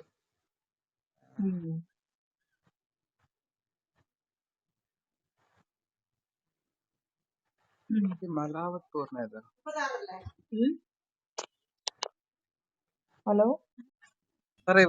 എന്താ പറഞ്ഞത്? മലാവത് പൂർണ്ണ എന്ന് പറഞ്ഞൊരു പേര്. അതെ, മലാവത് പൂർണ്ണ. അല്ലല്ല, ഹോക്കി പ്ലെയർ ആയിരുന്ന ആളുടെ കാലുകള് ഈ പറയുന്ന എന്തൊരു ആക്സിഡന്റ് എ വെച്ചിട്ട് സ്റ്റാർട്ട് ചെയ്യുന്നത്. നീ എന്താ പറഞ്ഞ എന്റെ അടുത്ത്? ഇത് മലാവത് പൂർണ്ണ അല്ലല്ല, ഇത് എ വെച്ചിട്ട് മലയാളത്തല്ല. കാർത്തിക് പറയുന്ന പോലത്തെ പേരാണ് ഞാൻ കേട്ടേക്കുന്നത്. അതെ. അനഘയോ അനുപമയോ അങ്ങനെ എന്തോ ഒരു പേര്. അനുപമ അങ്ങനത്തെ ഒരു പേരാണ്. നോക്കാം നമുക്ക്. അടുത്ത ആഴ്ച അടുത്ത വായിക്കാം. അല്ല, അതൊക്കെ ചിലപ്പോ ഷോർട്ട് ക്വസ്റ്റ്യൻ ആയിട്ട് വരാൻ ഞാൻ വികലാംഗ. നമ്മുടെ ബുക്കിലുണ്ടത്. വായിച്ചോ. മണികരൺ താവോർജ് കേന്ദ്രം സ്ഥിതി ചെയ്യുന്ന ഇന്ത്യൻ സംസ്ഥാനം. മണികരൺ, ഹിമാചൽ പ്രദേശ്. ഇന്ത്യയിലെ ആദ്യ ജിയോ തെർമൽ പവർ പ്രോജക്ട് നിലവിൽ വരുന്നത്. പുഗ താഴ്വരയാണ്, ലഡാക്കിലെ പുഗ താഴ്വര. അരുണിമ സിൻഹയാണ് കേട്ടോ. അരുണിമ സിൻഹ. ശരി, ഞാൻ നേരത്തെ പഠിച്ചിട്ടുണ്ട്. അരുണിമ സിൻഹ. നമുക്ക് കിട്ടുമോ അതൊക്കെ? കിട്ടും, അത് ഓപ്ഷൻ കാണുമ്പോ കിട്ടും. കിട്ടും, ഉറപ്പായിട്ടും കിട്ടും. കാരണം ആളുടെ ഒരു വിൽ പവർ അല്ലേ, എന്താ അല്ലേ, വേറെ ലെവൽ. കിട്ടിയില്ല പേര്. പിന്നെ അല്ല, ചേച്ചി പറഞ്ഞല്ലേ. ഇന്ത്യയിലെ ആദ്യ ജിയോ തെർമൽ പവർ പ്രോജക്ട് നിലവിൽ വരുന്നത് ലഡാക്കിലെ പുഗ താഴ്വരയിലാണ്. പുഗ താഴ്വര. ജിയോ തെർമൽ വൈദ്യുതിയുടെ ഉൽപാദനത്തിൽ ഏറ്റവും മുന്നിൽ നിൽക്കുന്ന രാജ്യം അമേരിക്കയാണ്. ഓക്കെ, അടുത്ത ക്വസ്റ്റ്യൻ. സിന്ധു, ഗംഗ, ബ്രഹ്മപുത്ര നദികളുടെ എക്കൽ നിക്ഷേപങ്ങൾ മൂലം രൂപപ്പെട്ട ഭൂവിഭാഗം. ഉത്തരമഹാസമുദ്രമാണ്. ഉത്തരമഹാസമുദ്രത്തിന്റെ ഭാഗമായ മർസലി ബാഗർ സമതലത്തിന്റെ രൂപീകരണത്തിന് കാരണമായ നദികളാണ് ഏതൊക്കെ നദികളാണ്? ലൂണിയും സരസ്വതി. ഇന്ത്യയിലെ ഏറ്റവും ജനസാന്ദ്രതയേറിയ ഭൂവിഭാഗം ചോദിച്ചാല് ഉത്തരമഹാസമുദ്രമാണ്. ഏറ്റവും കൂടുതൽ ധാന്യപ്പുര അല്ലേ? അതെ. ഇന്ത്യയിലെ ഏറ്റവും പഴക്കം ചെന്നതും വലിപ്പമുള്ളതുമായ steel plant. Tata iron and steel കമ്പനിയാണ്. ഏറ്റവും പഴക്കം ചെന്നതും വലിപ്പമുള്ളതുമായത്. ജാർഖണ്ഡിലെ ജംഷഡ്പൂർ ആസ്ഥാനമാക്കി Tata iron and steel company സ്ഥാപിച്ച വ്യക്തി ആരാ? പേര് തന്നെ ഉണ്ടല്ലോ, ജംഷഡ്ജി ടാറ്റ. ടാറ്റയാണ് 1907 ജാർഖണ്ഡിലാണ് ഈ Tata iron and steel company. Okay, ജാർഖണ്ഡിലെ ജംഷഡ്പൂരില് 1907. ഇന്ത്യയിലെ പ്രഥമ സ്വദേശി സ്റ്റീൽ പ്ലാന്റ്. ഇന്ത്യയിലെ ബ്രിട്ടീഷ് പ്രഥമ മുതല് മറ്റേ ഇതല്ലേ വെസ്റ്റ് ബംഗാളിലുള്ള ബൊക്കാറോ ബൊക്കോയാണോ? ബൊക്കാറോ ബൊക്കാറോ. ബൊക്കാറോ. ഇന്ത്യയിലെ പ്രഥമ സ്വദേശി സ്റ്റീൽ പ്ലാന്റ് ചോദിച്ചാൽ ബൊക്കാറോയാണ്. ബൊക്കാറോ. ഉം. ഇന്ത്യയിലൂടെ കടന്നു പോകുന്ന പ്രധാന അക്ഷാംശ രേഖ ഏതാണ്? 86 രേഖ സോറി ഉത്തരായന രേഖ. അതെ ശരി ഉത്തരായന രേഖ. ആ 66 ഉത്തരായന രേഖ 23 23.5 ഡിഗ്രി നോർത്ത് കേട്ടോ. അതെ ശരിയാണ്. ഉത്തരായന രേഖ 23.5 നോർത്ത് എന്ന് ഓർക്കുക. ഇന്ത്യയിലൂടെ കടന്നു പോകുന്ന പ്രധാന അക്ഷാംശ രേഖ. ഓക്കെ. രേഖാംശയാണ് രേഖയാണ് 86 അരങ്ങണ്ടല്ലേ? സമയരേഖ എന്തുവാ? ശരി ശരി. അപ്പൊ ഉത്തരായന രേഖ കടന്നു പോകുന്ന ഭൂഖണ്ഡങ്ങൾ ഏഷ്യ, ആഫ്രിക്ക, വടക്കേ അമേരിക്ക. അതെ. ഉത്തരായന രേഖ കടന്നു പോകുന്ന ഭൂഖണ്ഡങ്ങൾ ഏഷ്യ, ആഫ്രിക്ക, വടക്കേ അമേരിക്ക. ഉത്തരായന രേഖയ്ക്ക് അടുത്ത് സ്ഥിതി ചെയ്യുന്ന ഇന്ത്യൻ മെട്രോപൊളിറ്റൻ നഗരം. ചെന്നൈ. ചെന്നൈ. ഉത്തരായന രേഖയ്ക്ക് അടുത്ത് സ്ഥിതി ചെയ്യുന്ന ഇന്ത്യൻ മെട്രോപൊളിറ്റൻ നഗരം ചോദിച്ചാൽ അഹമ്മദാബാദ്. അഹമ്മദാബാദ് ഗുജറാത്ത്. ചെന്നൈയുടെ എന്തായിരുന്നു ക്വസ്റ്റ്യൻ? ഉത്തരായന രേഖയ്ക്ക് അടുത്ത് സ്ഥിതി ചെയ്യുന്ന ഭൂമധ്യരേഖ. ഭൂമധ്യരേഖയ്ക്ക് അടുത്ത് സ്ഥിതി ശരി അതെ. അപ്പൊ ഇത് ഉത്തരായന രേഖയ്ക്ക് അടുത്ത് സ്ഥിതി ചെയ്യുന്ന ഇന്ത്യൻ മെട്രോപൊളിറ്റൻ നഗരമാണ് അഹമ്മദാബാദ്. ഗുജറാത്തിലെ അഹമ്മദാബാദ്. മെട്രോപൊളിറ്റൻ ആണല്ലേ? അതെ. ഉത്തരായന രേഖയ്ക്ക് അടുത്ത് സ്ഥിതി ചെയ്യുന്ന ഇന്ത്യൻ നഗരം. 8 സ്റ്റേറ്റ്സ് കണ്ടില്ലേ ഇത് കടന്നു പോകുന്നു.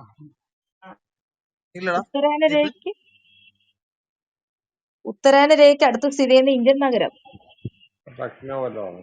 അത് ഉദയ്പൂരാണ്. ഉദയ്പൂര്. ത്രിപുരയിലെ ഉദയ്പൂരാണ് ഉത്തരായന രേഖ. ഉദയ്പൂര്. എന്തോ രാജസ്ഥാനല്ലേ? 8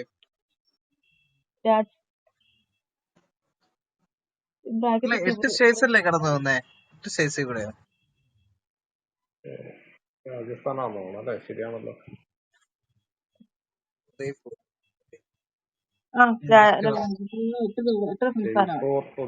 ഒക്കെ അല്ലേ? ഇന്നത്തെ ബ്രാക്കറ്റ് ത്രിപുരന്ന് കൊടുത്തേക്കുന്നുണ്ടോ? ത്രിപുരയുണ്ട്. പിന്നല്ലേ ത്രിപുരയിലുണ്ട്. അത് ഉദയ്പൂർ അവിടെ ആയിരിക്കില്ലല്ലോ.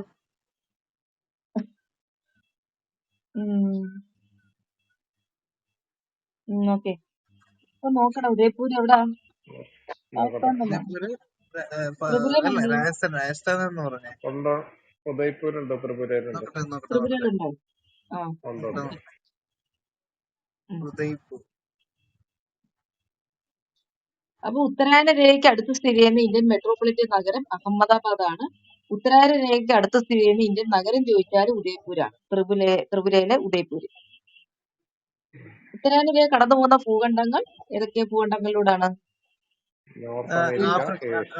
സൗത്ത് ആഫ്രിക്ക, ഏഷ്യ, ആഫ്രിക്ക, വടക്കേ അമേരിക്ക. വടക്കേ അമേരിക്ക. അടുത്ത 19ാമത്തെ ക്വസ്റ്റ്യൻ. ഇന്ത്യയിലെ ഏറ്റവും ദൈർഘ്യമേറിയ ദേശീയപാത NH44. NH44 ആണ് ഇന്ത്യയിലെ ഏറ്റവും ദൈർഘ്യമേറിയ ദേശീയപാത. ശ്രീനഗർ മുതൽ കന്യാകുമാരി വരെ വ്യാപിച്ചു കിടക്കുന്ന NH44ന്റെ നീളം 3745 കിലോമീറ്റർ ആണ്. അപ്പൊ NH44ന്റെ നീളം 3745 കിലോമീറ്റർ. NH44ന്റെ പഴയ പേര്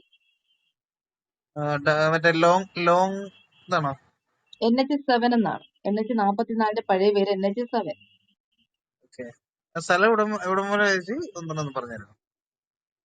അത് എവിടെ തൊട്ടായിരുന്നു? ശ്രീനഗർ തൊട്ട് കന്യാകുമാരി വരെ. ശ്രീനഗർ തൊട്ട്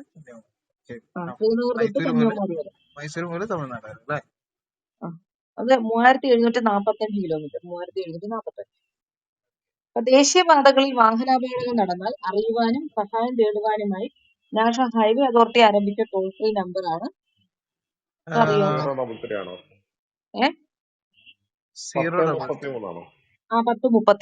1033. ദേശീയപാതകളിൽ വാഹനാപകടങ്ങൾ നടന്നാൽ പിന്നെ അറിയുവാനും സഹായം തേടുവാനുമായി നാഷണൽ ഹൈവേ അതോറിറ്റി ആരംഭിച്ച ടോൾ ഫ്രീ നമ്പർ 1033. 15,400 എപ്പോഴും എന്റെ കിടപ്പുണ്ട്. Bike snake bite. ഇതൊക്കെ പഠിക്കണമല്ലോ എന്റെ പൊന്നോ രക്ഷയില്ല. 19 എന്തേലും ദിശ അല്ലേ? പിന്നെ ഇതുപോലുള്ള കുറച്ച് കാര്യങ്ങളൊക്കെ പഠിക്കാട്ടോ. ഉം. സമ്പൂർണ്ണമായി ഡിജിറ്റലാക്കിയ ഇന്ത്യയിലെ ആദ്യ നിർമ്മാണ മേഖലാ സ്ഥാപനം national highway authority of India കേട്ടോ. സമ്പൂർണ്ണമായി ഡിജിറ്റലാക്കിയ ഇന്ത്യയിലെ ആദ്യ നിർമ്മാണ മേഖലാ സ്ഥാപനം national highway authority of India. Okay. അപ്പൊ ഏറ്റവും ഓക്കെ. ദൈർഘ്യമേറിയ ദേശീയപാത ഏതായിരുന്നു? NH 44. 44 NH NH 44 44. ഏതൊക്കെ സ്ഥലങ്ങളെ ബന്ധിപ്പിക്കുന്ന NH 44? ശ്രീനഗർ, കന്യാകുമാരി. ശ്രീനഗർ ടു കന്യാകുമാരി. കന്യാകുമാരി. പഴയ പേരെന്തായിരുന്നു NH 44 പഴയ പേര്? NH 7 NH 7 7. NH 7. കിലോമീറ്റർ എത്ര ഉണ്ട് ഏകദേശം? 3838 37, 38. അല്ല, 37, 37, 48. 37 ആണോ? 37, 45. 45. ആ. അപ്പൊ ഞാൻ ടോൾ ഫ്രീ നമ്പർ ഒന്നും പറഞ്ഞല്ലോ. 1033. ഞാൻ സേവ് ചെയ്തു. 1033. പിന്നെ അല്ല. നീ സേവ് ചെയ്തോ? ദേശീയപാതകളിൽ വാഹനാപകടങ്ങൾ നടന്നാൽ അറിയുവാനും സഹായം തേടുവാനുമായിട്ട് നാഷണൽ ഹൈവേ അതോറിറ്റി ആരംഭിച്ച ടോൾ ഫ്രീ നമ്പറാണ് 1033. ഓക്കെ. സമ്പൂർണ്ണമായി ഡിജിറ്റലാക്കിയ ഇന്ത്യയിലെ ആദ്യ നിർമ്മാണ മേഖലാ സ്ഥാപനമാണ് ഇത്. National highway authority of India. അതെ, national highway authority of India. അടുത്ത ക്വസ്റ്റ്യൻ.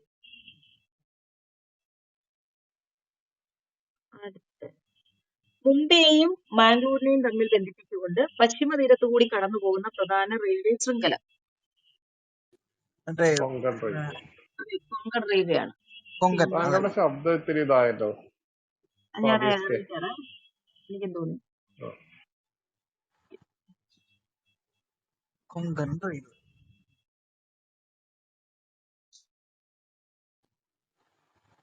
പോയോ? എങ്ങനുണ്ട്? ഹലോ, ഓക്കെ ആണോ? അടിപൊളി. എന്നാ ശരി, bye. ഓക്കെ. ഇടയ്ക്ക് പറയണേ ഇറങ്ങിക്കയറി. എന്നാ നമുക്ക് എപ്പോഴും ഇറങ്ങി പോകാനേ സമയം ഉണ്ടാവുള്ളൂ. ഒക്കെ എടുത്ത് പറ. അയ്യോ. ആ എടുത്ത് പറ. അപ്പൊ മുംബൈയും മാംഗ്ലൂരിനെയും തമ്മിൽ ബന്ധിപ്പിച്ചുകൊണ്ട് പശ്ചിമ തീരത്തുകൂടി കടന്നു പോകുന്ന പ്രധാന റെയിൽവേ ശൃംഖലയാണ് കൊങ്കൺ റെയിൽവേ. കൊങ്കൺ റെയിൽവേ. കൊങ്കൺ പാത കടന്നു പോകാത്ത എന്നാൽ പദ്ധതിയുമായി ബന്ധമുള്ള സംസ്ഥാനം ചോദിച്ചാല് കേരളം. കേരളമാണ്. കേരളമാണോ? കേരളം മറ്റേ തമിഴ്നാട് അവിടെ കണ്ടില്ല, മറ്റേ കൊങ്കൺ അങ്ങോട്ടാണോ പറഞ്ഞ കേട്ടുള്ളത്? ആണോ? എനിക്കറിയില്ല. കൊങ്കൺ പാത കടന്നു പോകുന്നില്ല, പക്ഷെ പദ്ധതിയായിട്ട് ബന്ധമുണ്ട് കേരളത്തിന്. ആണല്ലേ? ഇന്ത്യയിൽ ആദ്യമായി സൗരോർജ്ജം ഉപയോഗിച്ച് പ്രവർത്തിക്കുന്ന സൗഹൃദ ടൂറിസം ട്രെയിൻ പദ്ധതി നിലവിൽ വരുന്നത് അത് വേളിയിലാണ്, തിരുവനന്തപുരം വേളിയിൽ. ഇന്ത്യയിൽ ആദ്യമായി സൗരോർജ്ജം ഉപയോഗിച്ച് പ്രവർത്തിക്കുന്ന സൗഹൃദ ടൂറിസം ട്രെയിൻ പദ്ധതി നിലവിൽ വരുന്നത് വേളി. ട്രെയിൻ ഏത് സ്റ്റേഷനിൽ എത്തി എന്ന് തത്സമയം അറിയുവാൻ സഹായിക്കുന്ന ഇന്ത്യൻ റെയിൽവേയുടെ പുതിയ സംവിധാനം ഇതറിയായിരുന്നു. RTIS ആണ്. RTIS real time train information system ആണ് RTIS. ഓക്കെ. ഇന്ത്യൻ റെയിൽവേയുടെ ഏറ്റവും നീളം കൂടിയ ചരക്ക് ട്രെയിൻ. ഇന്ത്യൻ റെയിൽവേയുടെ ഏറ്റവും നീളം കൂടിയ ചരക്ക് ട്രെയിൻ. അതെ, സൂപ്പർ വാസുകി. കറക്റ്റ് ആണ്, സൂപ്പർ വാസുകി. നീളം 3.5 കിലോമീറ്റർ. സൂപ്പർ വാസുകിയുടെ നീളം 3.5 കിലോമീറ്റർ. ചരക്ക് ട്രെയിൻ. അപ്പൊ എത്ര ബോഗീസ് ഉണ്ടാവില്ല അതിനകത്തല്ലേ? എത്ര ഇഞ്ചിനോ? 3 ഇഞ്ചിനോ? 5 കിലോമീറ്റർ. 3 4 പേരെന്തായിരുന്നു? എത്ര ഇഞ്ചിനത് എഞ്ചിൻ ഇല്ല, അതൊന്നും അറിയത്തില്ല. പറഞ്ഞിട്ടുണ്ടോ? 2 എഞ്ചിനുണ്ടാവും അതിനകത്ത്. ഈ 3.5 എന്ന് പറഞ്ഞിട്ടുണ്ടെങ്കിൽ ഇഷ്ടംപോലെ ഇതുണ്ടാവും, അങ്ങനെ ബോഗീസ് ഉണ്ടാവുമായിരിക്കും. ഇല്ലല്ലേ? ഓക്കെ. അപ്പൊ ഒന്ന് രണ്ട് കാര്യങ്ങൾ പുതിയത് നമ്മൾ പറഞ്ഞു. എന്റെ പേരെന്താ? സൂപ്പർ കേട്ടില്ല. വാസുകി. അതെ, നീളമുള്ള വാസുകി. നമ്മളെല്ലാം സർപ്പ ഇങ്ങനെ പറയുമല്ലോ. മറ്റേ അതെ അതെ, നല്ല നീളത്തിൽ ഇങ്ങനെ പോകുന്ന നോക്കാം. 5 തലയുള്ള വാസുകി. അപ്പൊ ഇതിനകത്ത് പുതിയതായിട്ട് പറഞ്ഞ എന്തൊക്കെയായിരുന്നു? സൗരോർജ്ജം ഉപയോഗിച്ച് പ്രവർത്തിക്കുന്ന സൗഹൃദ ടൂറിസം ട്രെയിൻ പദ്ധതി നിലവിൽ വരുന്നത് ഇന്ത്യയിൽ ആദ്യമായിട്ട്. എവിടാ? കൊങ്കൺ. വേളി. പിന്നെ നമ്മളൊരു ഏത് സ്റ്റേഷനിൽ എത്തി എന്ന് അറിയാനായിട്ട് ഉപയോഗിക്കുന്ന ഒരു സംവിധാനം, അത് പറഞ്ഞു. എന്താ? RTIS. പിന്നെ ഇന്ത്യൻ റെയിൽവേയുടെ ഏറ്റവും നീളം കൂടിയ ചരക്ക് ട്രെയിൻ. വാസുകി. അതെ, വാസുകിയാണ്. വാസുകി. അപ്പൊ അതിന്റെ നീളം 3.5 കിലോമീറ്റർ. ഓക്കെ, അടുത്ത ക്വസ്റ്റ്യനിലോട്ട് പോവാം. ആ ഓക്കെ. അയിത്ത നിരോധന നിയമം നിലവിൽ വന്ന വർഷം. അയിത്ത നിരോധന നിയമം നിലവിൽ വന്ന വർഷം 1950 അല്ല 1855 ഏതാ? 1955 ഈ ഓർമ്മയില്ല. 55.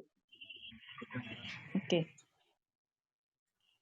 അപ്പം അയിത്ത നിരോധന നിയമം ലംഘിക്കുന്നവർക്ക് ലഭിക്കുന്ന ശിക്ഷ 1 മുതൽ 2 വർഷം വരെ തടവാണ്. 1 തൊട്ട് 2 വർഷം വരെ തടവാണ് അയിത്ത നിരോധന നിയമം ലംഘിക്കുന്നവർക്ക് ലഭിക്കുന്ന ശിക്ഷ. അയിത്ത നിരോധന നിയമം അൺടച്ചബിലിറ്റി ഇതിലുണ്ടല്ലോ ഈ വാസുവിക്കുണ്ടല്ലോ 6 ഇഞ്ചിനുണ്ട് കേട്ടോ. 6 ഇഞ്ചിന്. 6 ഇഞ്ചിനല്ലേ? 3.5 കിലോമീറ്റർ ഉണ്ടാവും അതിന്റെ. ശരി. ഓക്കെ. 295 കാര്യം. ഓക്കെ. പൗരന്മാരെ നിയമവിരുദ്ധമായി തടവിൽ വെക്കുന്നതിനെതിരായി സുപ്രീം കോടതിയും ഹൈക്കോടതികളും പുറപ്പെടുവിക്കുന്ന ഉത്തരവ്. ഒന്നര പറയാം. പൗരന്മാരെ പൗരന്മാരെ നിയമവിരുദ്ധമായി തടവിൽ വെക്കുന്നതിന് എതിരായി സുപ്രീം കോടതിയും ഹൈക്കോടതിയും പുറപ്പെടുവിക്കുന്ന ഉത്തരവാണ് ഹേബിയസ് കോർപ്പസ്. 1215 ഒപ്പുവയ്ക്കപ്പെട്ട മാഗ്ന കാർട്ടയിൽ ആദ്യമായി പരാമർശിപ്പിക്കപ്പെട്ട റിട്ട് ഹേബിയസ് കോർപ്പസ് ആണ്. സ്വകാര്യ വ്യക്തികൾ, പൊതുസ്ഥാപനങ്ങൾ എന്നിവയ്ക്കെതിരെ സുപ്രീം കോടതിക്കോ ഹൈക്കോടതിക്കോ ഹേബിയസ് കോർപ്പസ് പുറപ്പെടുവിക്കാം. ഹേബിയസ് കോർപ്പസ് നൽകാനാവാത്ത സാഹചര്യങ്ങൾ ഇനി പറയുന്നതാണ്. അത് നൽകാൻ പറ്റാത്ത സാഹചര്യങ്ങളുണ്ട്. നിയമപരമായ തടവ്. ഒരു നിയമനിർമ്മാണ സഭയെയോ കോടതിയോ അവഹേളിച്ചതിന് നടപടിയെടുക്കുമ്പോൾ തടവ് കോടതിയുടെ അധികാര പരിധിക്ക് പുറത്താണെങ്കിൽ, തടങ്കൽ വെക്കുന്നതിന് യോഗ്യതയുള്ള കോടതിയാണെങ്കിൽ, അപ്പൊ ഇത്രയും സാഹചര്യങ്ങളിൽ ഹേബിയസ് കോർപ്പസ് നൽകാൻ പറ്റില്ല. ഓക്കെ. പീഡിതനായ വ്യക്തിക്കല്ലാതെ മറ്റേതൊരു വ്യക്തിക്കും പരിഹാരം തേടാനുള്ള അവകാശം നൽകുന്ന റിട്ട്. പീഡിതനായ വ്യക്തിക്കല്ലാതെ മറ്റേതൊരു വ്യക്തിക്കും പരിഹാരം തേടാനുള്ള അവകാശം നൽകുന്ന റിട്ട്. അത് കോവാറണ്ടോ ആണേ. കോവാറണ്ടോ. അപ്പം കേൾക്കുവാണ് അതല്ലേ. പീഡിതനായ വ്യക്തിക്കല്ലാതെ പീഡിതനായ വ്യക്തിക്കല്ലാതെ പക്ഷെ ഹേബിയസ് കോർപ്പസ് അങ്ങനെ പറ്റില്ല. അപ്പൊ ശരീരം മറ്റുള്ളവർക്കും നമുക്ക് ചെയ്യാമല്ലോ. ആ പ്രതി അല്ലെങ്കിൽ ആ വ്യക്തി തന്നെ വേണമെന്നില്ലല്ലോ, മറ്റാരെങ്കിലും അല്ലേ ചെയ്യുന്നത്. അല്ല, ഹേബിയസ് കോർപ്പസ് പറഞ്ഞിട്ടുണ്ടെങ്കിൽ ഒരാൾ അല്ലെങ്കിൽ ഒരു കൂട്ടം ആൾക്കാരല്ലേ പറയുന്നേ. ശരീരം കൊണ്ടുവരിക എന്ന് പറഞ്ഞിട്ടുണ്ടെങ്കിൽ ഇങ്ങനെയല്ല. ഇപ്പൊ മറ്റൊരാൾക്ക് ചെയ്യാൻ പറ്റുമോ നമുക്ക്? ഈ പീഡിതനായ വ്യക്തിക്കല്ലാതെ മറ്റേതൊരു വ്യക്തിക്കും പരിഹാരം തേടാനുള്ള അവകാശം നൽകുന്ന റിട്ട് കോവാറണ്ടോ ആണ്. പക്ഷെ ഹേബിയസ് കോർപ്പസും ഇല്ലേ, അങ്ങനെ ഇല്ല. ഓക്കെ.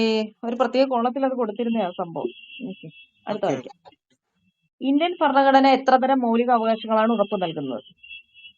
6 മൗലിക അവകാശങ്ങൾ 6. മൗലിക ചുമതലകൾ ഭരണഘടനയിൽ കൂട്ടിച്ചേർത്തത് ഏത് ഭരണഘടനാ ഭേദഗതിയിലൂടെയാണ്? 44. അല്ല, 44 മറ്റേ 7ാമത്തേത് മാറ്റുന്നതാണ് അല്ലെ. 307. മൗലിക കടമകൾ പ്രാബല്യത്തിൽ വന്നത് 1977 ജനുവരി 3-നാണ്. മൗലിക കടമകൾ പ്രാബല്യത്തിൽ വന്നത് 77 ജനുവരി 3.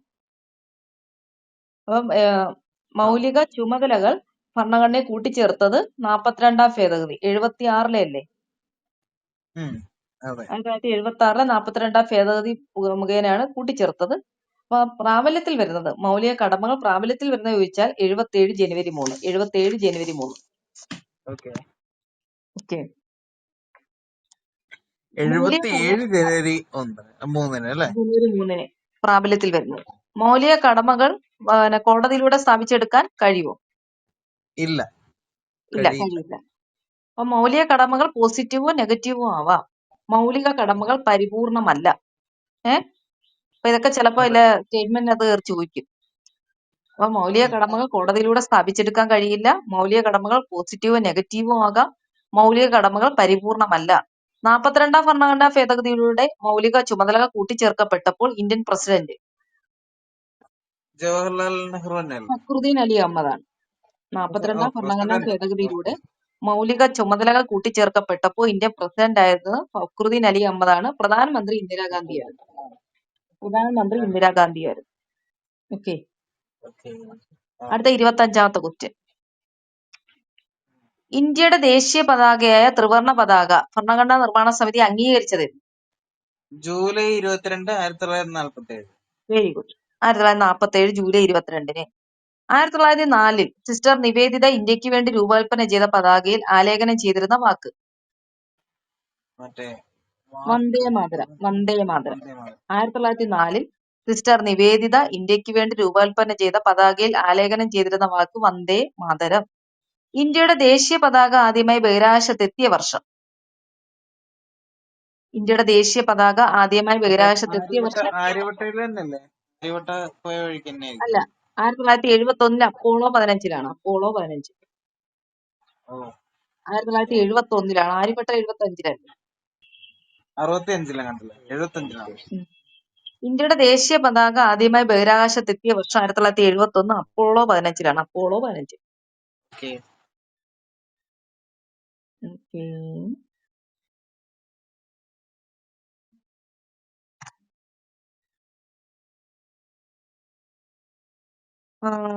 അടുത്ത 2022 ഇന്ത്യൻ സ്വാതന്ത്ര്യലബ്ധിയുടെ 75ാം വാർഷികം ആഘോഷിക്കുന്ന പരിപാടി. പരിപാടിയുടെ പേരെന്താ? 2022 ഇന്ത്യൻ സ്വാതന്ത്ര്യലബ്ധിയുടെ 75ാം വാർഷികം ആഘോഷിക്കുന്ന പരിപാടി. അത് ആസാദി കാ അമൃത് മഹോത്സവമാണ്. ആസാദി കാ അമൃത് മഹോത്സവ്. ആസാദി കാ അമൃത് മഹോത്സവിന്റെ ഭാഗമായി ആഗസ്റ്റ് 13 മുതൽ 15 വരെ വീടുകൾക്ക് മുന്നിൽ ത്രിവർണ പതാക ഉയർത്തുന്നതിനുള്ള ക്യാമ്പയിൻ. അത് ഹർ ഘർ തിരങ്ക. ഓരോ വീട്ടിലും പതാക എന്നുള്ളത്. ഹർ ഘർ തിരങ്ക. ഓക്കെ. അപ്പൊ ഫ്ലാഗ് കോഡ് നിലവിൽ വന്ന വർഷം, ഇന്ത്യയിൽ ഫ്ലാഗ് കോഡ് നിലവിൽ വന്ന വർഷം 2002 ജനുവരി 26-നാണ്. 2002 ജനുവരി 26-നാണ് ഫ്ലാഗ് കോഡ് നിലവിൽ വന്നത്. 2002 ഫ്ലാഗ് കോഡ് ഓഫ് ഇന്ത്യയിൽ കേന്ദ്ര ആഭ്യന്തര മന്ത്രാലയം 2022 ഭേദഗതി വരുത്തുകയുണ്ടായി. അപ്പൊ ഫ്ലാഗ് കോഡ് നിലവിൽ വന്നത് 2002-ലാണ്. അപ്പൊ ഇതിനെ ഭേദഗതി ചെയ്ത് 2022. ഇതിലൂടെ ദേശീയ പതാക തുറസായ സ്ഥലത്തോ പൊതുജനങ്ങളുടെ വീട്ടിലോ പ്രദർശിപ്പിച്ചാൽ രാവും പകലും പതാക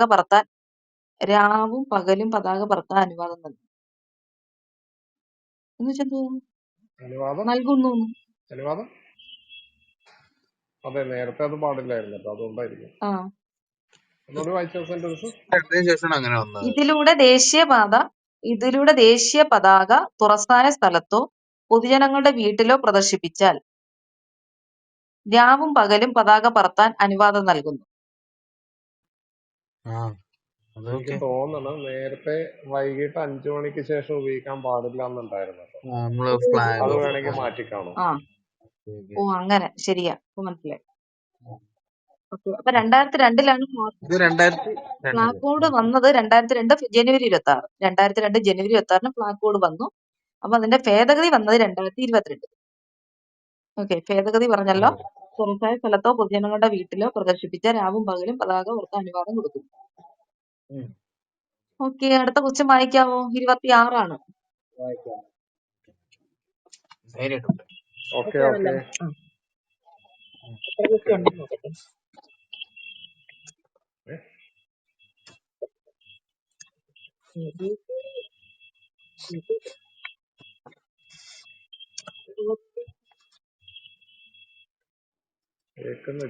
ഞാൻ പറഞ്ഞില്ല.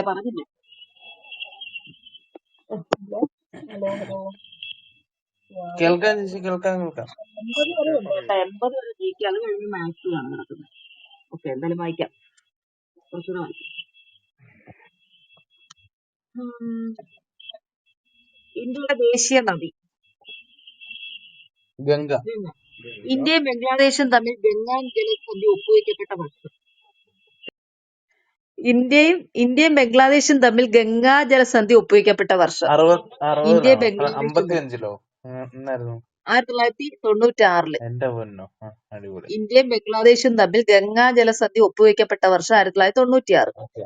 ഗംഗയുടെ തീരത്തെ ഏറ്റവും വലിയ നഗരം കാൺപൂര്. കാൺപൂർ. കാൺപൂര്. ഗംഗാ നദിയുമായി ബന്ധപ്പെട്ട സാമ്പത്തിക പ്രവർത്തനങ്ങളിൽ ശ്രദ്ധ കേന്ദ്രീകരിക്കുവാനായി നാഷണൽ മിഷൻ ഫോർ ക്ലീൻ ഗംഗയുടെ കീഴിൽ ആരംഭിക്കുന്ന സുസ്ഥിര വികസന മാതൃക. ഓപ്പറേഷൻ ക്ലീൻ എന്തോ സംതിങ് അല്ലേ? ഒന്നുമല്ല, അർത്ത് ഗംഗ. അർത്ത് ഗംഗ. എന്നാ പണ ഒന്നുകൂടി പറഞ്ഞ ക്വസ്റ്റ്യൻ കേട്ടില്ല. കുറച്ച് ഒന്നുകൂടെ. ഗംഗാ നദിയുമായി ബന്ധപ്പെട്ട സാമ്പത്തിക പ്രവർത്തനങ്ങളിൽ, സാമ്പത്തികമല്ലേ, അർത്ഥം ധനം ഉള്ള അർത്ഥങ്ങളുണ്ടല്ലോ, അങ്ങനെ ഓർക്കാം. ഗംഗാ നദിയുമായി ബന്ധപ്പെട്ട സാമ്പത്തിക പ്രവർത്തനങ്ങളിൽ ശ്രദ്ധ കേന്ദ്രീകരിക്കുവാനായി നാഷണൽ മിഷൻ ഫോർ ക്ലീൻ ഗംഗയുടെ കീഴിൽ ആരംഭിക്കുന്ന സുസ്ഥിര വികസന മാതൃകയാണ് അർത്ത് ഗംഗ. അർത്ത് ഗംഗ. ഓക്കെ. അടുത്ത ക്വസ്റ്റ്യൻ. അപ്പൊ ഗംഗാ നദീജല സന്ധി ഒപ്പുവെക്കപ്പെട്ട വർഷം 1996. 96. ഏറ്റവും വലിയ നഗരം ഏതാ? ഗംഗയുടെ തീരത്തെ ഏറ്റവും വലിയ നഗരം കാൺപൂര്. കാൺപൂര്. ഇന്ത്യയുടെ ദേശീയ ഗീതം രചിച്ചത്. ഇന്ത്യയുടെ ദേശീയ ഗീതം രചിച്ചത് ബങ്കിം ചന്ദ്ര ചാറ്റർജി. ബങ്കിം ചന്ദ്ര ചാറ്റർജി. ആകാശവാണിയിലും ദൂരദർശനിലും പ്രഭാത ഗീതമായി സംപ്രേഷണം ചെയ്യപ്പെടുന്നത് അതന്നെ. എന്താ? ഇത് തന്നെ. വന്ദേ മാതരം. വന്ദേ മാതരം ആലപിക്കാൻ എടുക്കുന്ന സമയം എത്രയായിരുന്നു? 52 അല്ലല്ലോ, 65 65 സെക്കൻഡ്. സെക്കൻഡ്.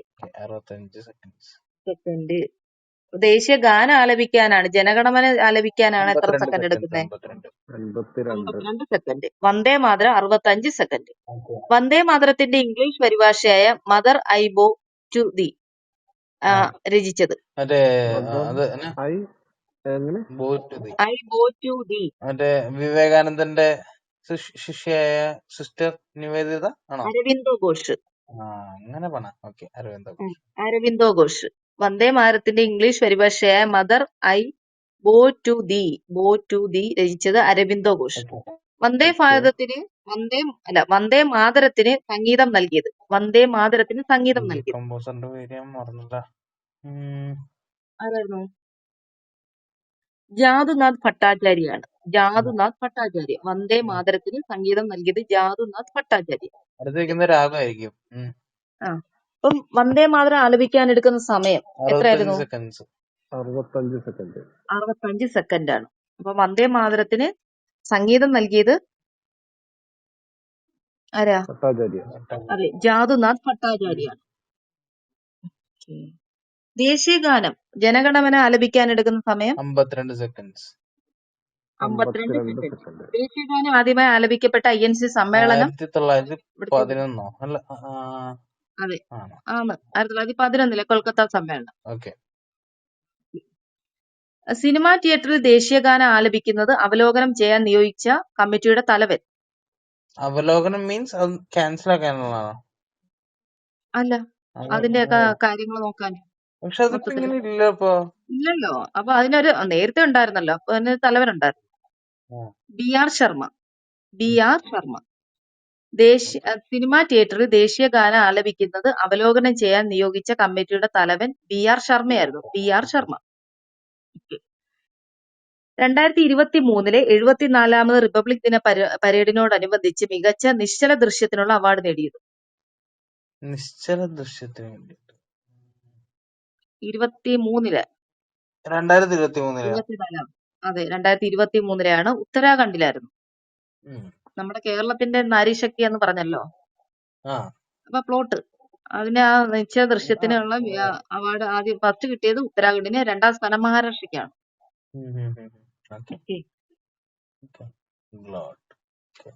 ദേശീയ മനുഷ്യാവകാശ കമ്മീഷന്റെ പ്രഥമ ചെയർമാനായിട്ടിരുന്നത്. ഓപ്ഷൻ വായിക്കാം. EN Seshan, Sukumar Sen, Ranganath Misra, justice KG Balakrishnan. മൊത്തത്തില് ദേശീയ മനുഷ്യാവകാശ കമ്മീഷൻ. ദേശീയ മനുഷ്യാവകാശ കമ്മീഷന്റെ ചെയർമാൻ രംഗനാഥ മിശ്ര. അതെ, രംഗനാഥ മിശ്രയാണ്. രംഗനാഥ മിശ്ര. മനുഷ്യാവകാശ നിയമം ഭേദഗതി ചെയ്ത വർഷങ്ങൾ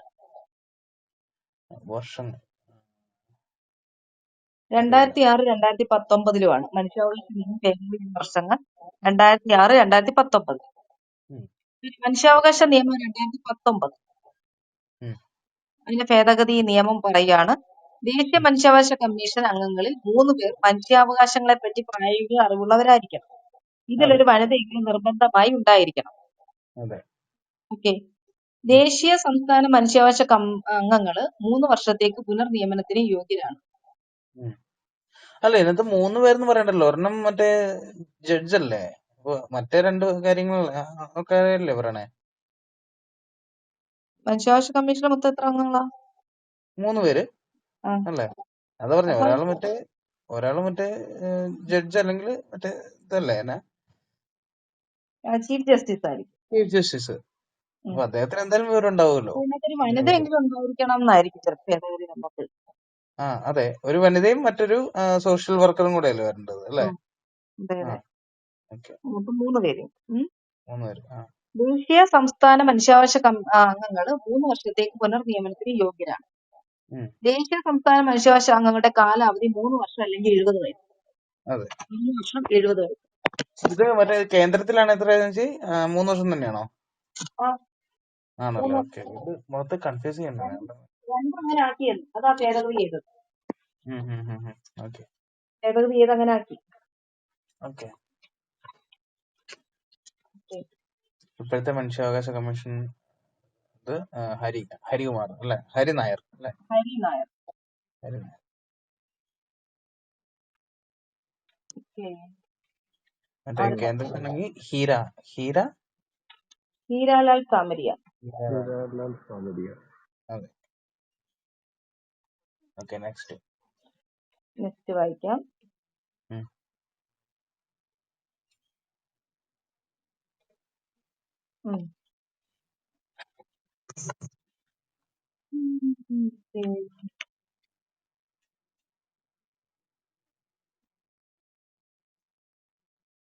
എന്താ വായിക്കാമോ? എനിക്കാണോ?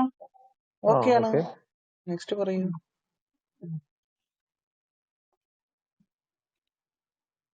ഇതിന്റെ ആപ്തവാക്യമുണ്ട്. ദേശീയ മനുഷ്യാവകാശ കമ്മീഷന്റെ ആപ്തവാക്യം എന്താ? അറിയില്ലല്ലോ. ആപ്തവാക്യം സർവേ ഭവന്തു സുഖിന. സർവേ ഭവന്തു സുഖിന എന്നാണ് ആപ്തവാക്യം. ഓക്കെ. സർവേ ഭവന്തു സുഖിന എന്നതായിരുന്നു ആപ്തവാക്യം മനുഷ്യാവകാശ കമ്മീഷന്റെ. ഓക്കെ. പരിവർത്തിത ക്രൈസ്തവ മുസ്ലിം മതക്കാർക്ക് പട്ടികജാതി സംവരണം നൽകുന്നതുമായി ബന്ധപ്പെട്ട് കേന്ദ്ര സർക്കാർ നിയോഗിച്ച സമിതിയുടെ അധ്യക്ഷൻ ഒന്നുകൂടെ പറയൂ. അത് ജസ്റ്റിസ് KG ബാലകൃഷ്ണനാണ്. പരിവർത്തിത ക്രൈസ്തവ മുസ്ലിം മതക്കാർക്ക്, ക്രിസ്ത്യാനികളോ മുസ്ലിങ്ങളോ പരിവർത്തനം ചെയ്യുമല്ലോ. KG ബാലകൃഷ്ണൻ അല്ലേ? അതെ. പട്ടികജാതി സംവരണം നൽകുന്നതുമായി ബന്ധപ്പെട്ട് കേന്ദ്ര സർക്കാർ നിയോഗിച്ച സമിതിയുടെ അധ്യക്ഷൻ KG ബാലകൃഷ്ണൻ. 30ാമത്തെ ക്വസ്റ്റ്യൻ. 1990 വിവരാവകാശത്തിന് വേണ്ടിയുള്ള പ്രസ്ഥാനം ആരംഭിച്ച സംഘടന. അത് മസ്ദൂർ കിസാൻ ശക്തി സംഘടന. വിവരാവകാശ നിയമം 2005 12ാമത് വകുപ്പ് പ്രകാരമാണ് കേന്ദ്ര വിവരാവകാശ കമ്മീഷനെ നിയമിച്ചത്.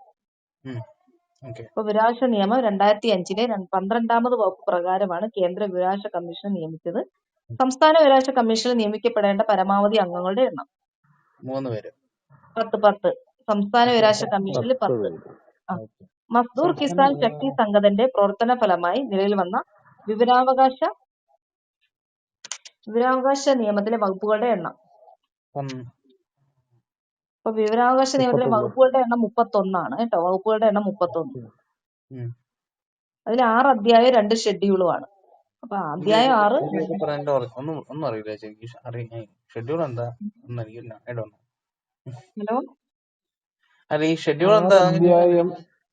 6 അധ്യായം 31 വകുപ്പ് 2 ഷെഡ്യൂൾ 2 പട്ടിക. എനിക്കതൊന്നും അറിയില്ല സീരിയസ്ലി. പഠിക്കാനുണ്ട്. നിയമത്തിലെ വകുപ്പുകൾ 31 ഉണ്ടെന്ന് ഓർക്കുക. 31 വകുപ്പുണ്ട്, 6 അധ്യായമുണ്ട്. 6 അധ്യായം 2 ഷെഡ്യൂൾ. എന്റെ ഇത് പ്യൂർ കണക്ഷൻ കാണിക്കുന്നുണ്ടോ? സൗണ്ട് ക്ലിയർ ആണോ? കേൾക്കാമല്ലോ, ഒരു കുഴപ്പമില്ലല്ലോ, നല്ല ക്ലിയർ ആണല്ലോ.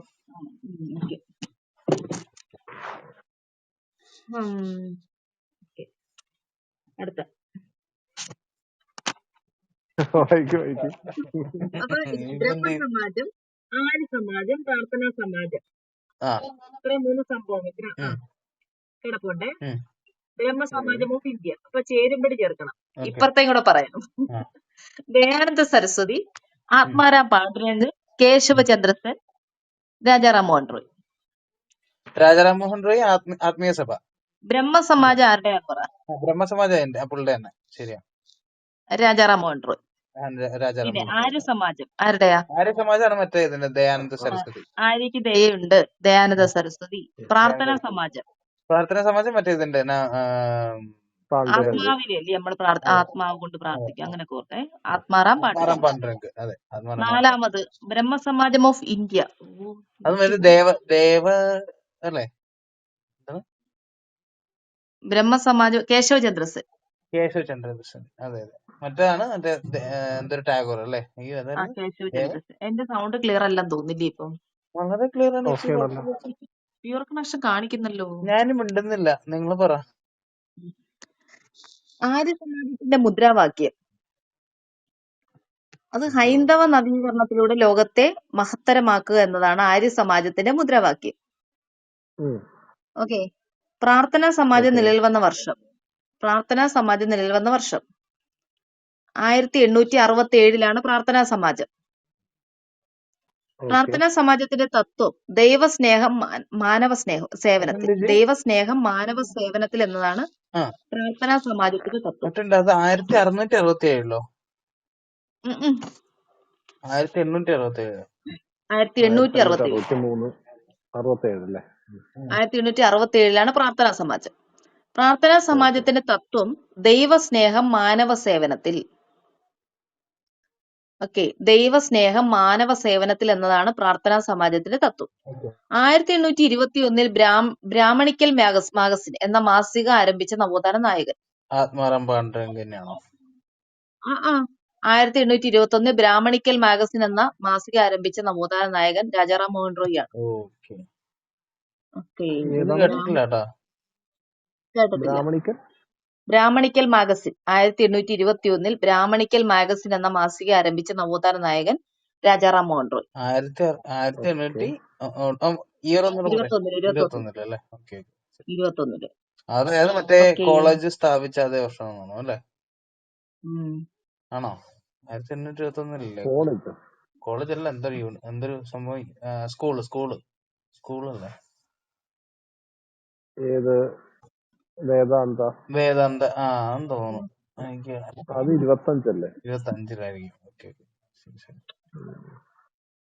ഓക്കെ. ഓക്കെ. അടുത്ത ക്വസ്റ്റ്യൻ. ഇന്ത്യൻ നാഷണൽ കോൺഗ്രസ് ഗാന്ധിജിയുടെ നേതൃത്വത്തിൽ നടത്തിയ അവസാനത്തെ ബഹുജന സമരമായിരുന്നു 1947 ക്വിറ്റ് ഇന്ത്യ സമരം. Quit India. അതന്നെ. ക്വിറ്റ് ഇന്ത്യ സമരം. അതന്നെ. അപ്പം ഇന്ത്യൻ നാഷണൽ കോൺഗ്രസ് ഗാന്ധിജിയുടെ നേതൃത്വത്തിൽ നടത്തിയ അവസാനത്തെ ബഹുജന സമരമായിരുന്നു ക്വിറ്റ് ഇന്ത്യ സമരം. 42. ക്വിറ്റ് ഇന്ത്യ സമരത്തെ തുടർന്ന് ഗാന്ധിജി അറസ്റ്റ് ചെയ്യാനായി നടത്തിയ ബ്രിട്ടീഷ് സൈനിക നടപടി. അതിന്റെ പേരെന്തായിരുന്നു? എന്താ ഓപ്ഷൻ തരാമോ? ഇല്ല, ഓപ്ഷൻ ഒന്നുമില്ല. എന്നാ എനിക്കറിയത്തില്ല. അല്ലേ, വേണ്ട, ഓപ്ഷൻ പറയും. അപ്പൊ ക്വസ്റ്റ്യൻ എന്താണെന്നറിയാലോ? ഇന്ത്യൻ നാഷണൽ കോൺഗ്രസ് ഗാന്ധിജിയുടെ നേതൃത്വത്തിൽ നടത്തിയ അവസാനത്തെ ബഹുജന അല്ല അത് തന്നെ, അതെ, ഓക്കെ. ബഹുജന സമരമായിരുന്നു ക്വിറ്റ് ഇന്ത്യ സമരം. അപ്പൊ ക്വിറ്റ് ഇന്ത്യ സമരത്തെ തുടർന്ന് ഗാന്ധിജി അറസ്റ്റ് ചെയ്യാനായി നടത്തിയ ബ്രിട്ടീഷ് സൈനിക നടപടി. അതെ, ഡു ഓർ ഡൈ. അതന്നെ. ഓക്കെ. അപ്പൊ ഓപ്ഷൻ കണ്ടെത്തണേ. Operation thunderbolt, operation Meghdoot, operation zero hour, operation Sudan. Operation thunderbolt. അതന്നെ. അല്ല, ഓപ്പറേഷൻ സീറോ അവർ ആണ്. Operation zero hour. അതെ. ശരി. തണ്ടർബോൾട്ട് മറ്റേ കേരളത്തിൽ എന്തോ വന്നല്ലേ? ഓപ്പറേഷൻ തണ്ടർബോൾട്ട് വരുന്നുണ്ട് ക്വിറ്റ് ഇന്ത്യ സമരത്തില്. എന്തായിരുന്നു ഈ ക്വിറ്റ് ഇന്ത്യ സമരത്തിൽ മറ്റു നേതാക്കളെ അറസ്റ്റ് ചെയ്ത നടപടിയാണ് ഓപ്പറേഷൻ തണ്ടർബോൾട്ട്. അതാണല്ലേ? അതെ, മറ്റു നേതാക്കളാണ് സിയാച്ചിനില് എന്താ? കേട്ടില്ല. ക്വിറ്റ് ഇന്ത്യ സമരത്തിലെ മറ്റ് നേതാക്കളെ അറസ്റ്റ് ചെയ്ത നടപടിയാണ് operation thunderbolt. Okay. Quit India സമരത്തെ തുടർന്ന് ഗാന്ധിജിയെ അറസ്റ്റ് ചെയ്യാനായിട്ടുള്ളതായിരുന്നു ഓപ്പറേഷൻ സീറോ അവർ. ഓക്കെ ഓക്കെ മനസ്സിലായോ? വ്യത്യാസം മനസ്സിലായോ? ഓക്കെ. അല്ല ഞാൻ പറഞ്ഞത് ചേച്ചിയുടെ ഓപ്ഷൻസുള്ള ഞാൻ പറയാം. മേഘദൂത് എന്ന് പറഞ്ഞ മറ്റേ സിയാച്ചിനിലെങ്ങാണ്ട് ഉണ്ടായിരുന്ന പ്രക്ഷോഭം അടിച്ചൊതുക്കിയത് അല്ലേ? അല്ലേ അതന്നെയല്ലേ? അത് കറക്റ്റാ. പിന്നെ ചേച്ചി വേറെ കൂടെ പറഞ്ഞില്ല ഓപ്പറേഷൻ ഓപ്പറേഷൻ അത് ഞാൻ ചുമ്മാതെ കൈ നിട്ട് പറഞ്ഞ ഓപ്പറേഷൻ. കൊല്ലും ഞാൻ. അടുത്ത പറ. ഓപ്പറേഷന്റെ പേരൊന്നും ഓർമ്മ വരുന്നില്ല. നല്ലതാ. അടുത്ത പറ. ഞാനൊന്നും പറയരുത് എന്നുള്ള ഉദ്ദേശം മനസ്സിലായി. എനിക്ക് മനസ്സിലായി. അടുത്ത പോണ. അയ്യോ ഓക്കെ. ഞാൻ പറഞ്ഞ ഓപ്പറേഷൻ അതറിയോ? വേണ്ട ഇനി പറയുന്നില്ല, ശരിയാവില്ല. വാ. ഞാൻ കേട്ടായിരുന്നു ഓപ്പറേഷൻ എന്താ സുമേരിയോ എന്താ സുഡാൻ. അതെ ഞാൻ കേട്ടായിരുന്നു. സുഡാനിൽ മറ്റേ ഭൂകമ്പത്തിന്റെ പോലെ ഇതല്ലേ? അല്ല, സുഡാനിൽ നടന്ന ഓപ്പറേഷൻ ഓപ്പറേഷൻ കാവേരിയല്ലേ? ഞാൻ തിരിച്ചു കാവേരി. അതെ മനസ്സിലായി. ഓപ്പറേഷൻ കാവേരി. സുഡാനിൽ നടന്നത് ഓപ്പറേഷൻ കാവേരി അല്ലേ? അതെ അതെ. ഞാൻ തിരിച്ചാ പറഞ്ഞത് ഓപ്പറേഷൻ സുഡാൻ എന്ന്. എന്നിട്ടും രണ്ട് കമ്പ്യൂട്ടറുകൾ കേട്ടില്ലത്. ഞാൻ കേട്ടോ, അതുകൊണ്ടല്ലേ ചോദിച്ചേ. അതല്ലല്ലോ. അതെ ഓപ്പറേഷൻ സുഡാൻ തന്നെയാണ്. അതെന്ന് വെച്ചാൽ അങ്ങനത്തെ ഒരു talk. Don't underestimate the common power of a Rajettan and Karthik. അടുത്ത പറ. എന്നെ കുറിച്ച് എന്തൊക്കെ പറഞ്ഞ റീപ്ലൈ കേൾക്കും ഞാൻ. ഇടയ്ക്കിടയ്ക്ക് എന്നെ ഇവിടുന്ന് ഓടിച്ചു വിട്ടിട്ട്. പ്ലീസ്. ഓക്കെ. അയ്യോ ഓഫ് ചെയ്യണ്ട. എല്ലാം പുറത്താവും. ഉറപ്പായിട്ടും നമ്മള് ഇനി അടുത്ത ക്വസ്റ്റ്യൻ. എത്രാമത്തെ ക്വസ്റ്റ്യൻ എന്താണെന്നറിയോ? അതറിയേണ്ട കാര്യം 27 അല്ല, ഞാൻ വായിക്കുന്നു. അത് എന്താ 33ാമത്തെ ക്വസ്റ്റ്യൻ. അടുത്തത് 33ാമത്തെ ക്വസ്റ്റ്യൻ. അതറിഞ്ഞിട്ട് കാര്യമില്ലെന്ന് വെച്ചാൽ ഞാൻ വായിക്കുന്നോണ്ട് പറയുവാണ് ഇത്രയും ഞാൻ വായിച്ചു വന്നെന്ന്. ഒന്ന് മുതലാ 1 തൊട്ട് 33ാമത്തെ പിടിപിടിന്ന് ആൻസർ പറയണല്ലേ? ഞങ്ങള് പറയണ്ടല്ലോ. പിന്നെന്താ പിടിപിടിന്ന് ആൻസർ പറയണല്ലേ? പിടിപിടി. അടുത്ത ക്വസ്റ്റ്യൻ ചോദിക്കേ. ഞാൻ പിടിയുന്ന ആൻസർ പറയും. അടുത്ത ക്വസ്റ്റ്യൻ. സന്താൾ കലാപം നടന്ന വർഷം. സന്താൾ കലാപം നടന്ന 1855-56. യൂടാ കറക്റ്റ്. 56. അതെ പിടിന്ന് ഞാൻ പറഞ്ഞില്ല. പിന്നെ വെരി ഗുഡ്. കുറിച്ച് എന്താ വിചാരിച്ചത്? ഞാൻ പൊട്ടനാണ്. അടുത്ത റീപ്ലേസ് ആയി കേൾക്കുന്ന ആളുടെ ഒരു കാര്യം. അടുത്ത പറ. സന്താൾ കലാപ സമയത്ത് ഇന്ത്യൻ വൈസ്രോയി ആരായിരുന്നു? ഡൽഹൌസി പ്രഭുവാണ്.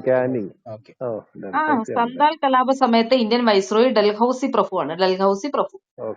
ബ്രിട്ടീഷുകാർക്കെതിരെ ഇന്ത്യയിൽ നടന്ന ഏറ്റവും വലിയ ഗോത്ര കലാപം.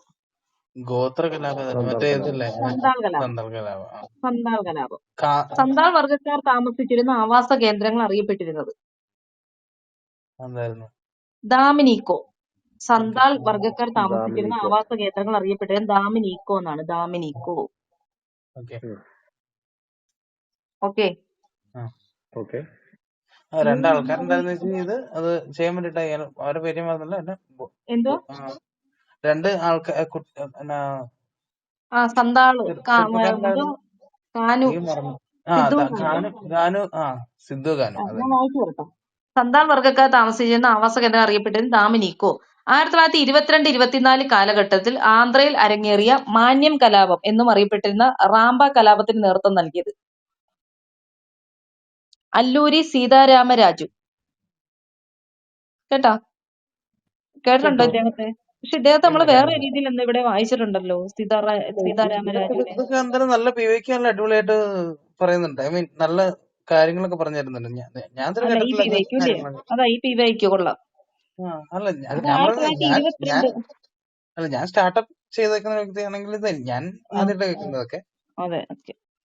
അപ്പൊ 1922-24 കാലഘട്ടത്തിൽ ആന്ധ്രയിൽ അരങ്ങേറിയ മാന്യം കലാപം എന്നും അറിയപ്പെടുന്ന റാംബ കലാപത്തിന് നേതൃത്വം നൽകിയ അല്ലൂരി സീതാരാമരാജു. അപ്പൊ മാന്യ കലാപം, റാംബ കലാപം അതൊക്കെ ഓർത്തിരിക്കുക. അല്ലൂരി സീതാരാമറാവു അത് ആന്ധ്രയിലാണെന്ന് ഓർത്തിരിക്കുക. 1922-24 ഓർത്തിരിക്കുക. 1817-19 കാലഘട്ടത്തിൽ മഹാരാഷ്ട്രയിലെ ഖണ്ഡേഷ് മേഖലയിൽ ഫീൽ ഗോത്രക്കാരുടെ നേതൃത്വത്തിൽ നടന്ന കലാപത്തിന് നേതൃത്വം നൽകിയത്? ഫീൽ അന്ന് നേതൃത്വം നൽകിയ സേവാറാമാണ്. സേവാറാം. ഉം. അപ്പൊ ഫീൽ കലാപം നമ്മൾ കേട്ടിട്ടുണ്ടല്ലോ. ഫീൽ കലാപം നടന്നത് മഹാരാഷ്ട്രയാണെന്നറിയാം. അപ്പൊ അതിന് നേതൃത്വം കൊടുത്തത് സേവാറാമാണ്. സേവാറാം. ഓക്കെ. ചോട്ടാ നാഗ്പൂരിൽ 1831 ബ്രിട്ടീഷുകാർക്കെതിരെ കലാപം ആരംഭിച്ച ഗോത്രവർഗക്കാരാണ്. ചോട്ടാ നാഗ്പൂരിൽ കോളുകൾ. ഉം. തങ്ങളുടെ ഗോത്ര മുഖ്യന്മാരുടെ കീഴിൽ സ്വയംഭരണം അനുഭവിച്ചിരുന്ന കോളുകൾക്ക് ബ്രിട്ടീഷുകാരുടെ വരവ് ഭീഷണിയായി. റാഞ്ചി, ഹസാരിബാഗ്, പലമാവു പ്രദേശങ്ങളായിരുന്നു കലാപത്തിന്റെ പ്രധാന കേന്ദ്രങ്ങൾ. ഓക്കെ. ബുദ്ധു ഭഗത്ത്, ജോവ ഭഗത്ത്, മദാര മഹതോ എന്നിവരായിരുന്നു ഈ കലാപത്തിന്റെ പ്രധാന നേതാക്കൾ. ഈ കോളുകളുടെ പ്രധാന നേതാക്കളാണ് ഈ പറഞ്ഞ ബുദ്ധു ഭഗത്ത്, ജോവ ഭഗത്ത്, മദാരോ മഹതോ. അപ്പൊ കോളുകൾ ചോട്ടാ നാഗ്പൂരിലായിരുന്നു. കോളുകൾ എന്ന ഗോത്രവർഗക്കാര് ചോട്ടാ നാഗ്പൂരിലായിരുന്നു 1831.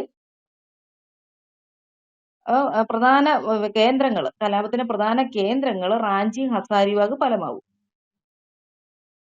ഓക്കെ. അപ്പൊ സന്താൾ വർഗക്കാർ താമസിച്ചിരുന്ന ആവാസ കേന്ദ്രങ്ങൾ അറിയപ്പെട്ടിരുന്ന ഏത് പേരിലായിരുന്നു? ഓക്കെ. ഡാമിനിക്കോ. ഡാമിനിക്കോ. സന്താൾ കലാപ സമയത്ത് ഇന്ത്യൻ വൈസ്രോയി ആരായിരുന്നു? ഡൽഹൌസി. ഡൽഹൌസി. ബ്രിട്ടീഷുകാർക്കെതിരെ ഇന്ത്യയിൽ നടന്ന ഏറ്റവും വലിയ ഗോത്ര കലാപമാണ്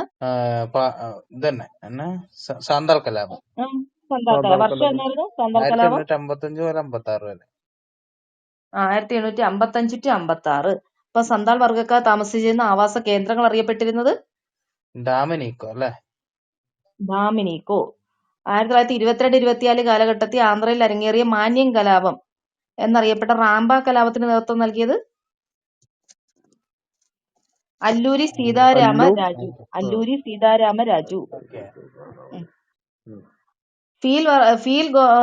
ഫീൽ ഗോത്രക്കാരുടെ നേതൃത്വം കൊടുത്ത ഏതൊരു സ്റ്റേറ്റിലായിരുന്നു ഫീൽ കലാപം?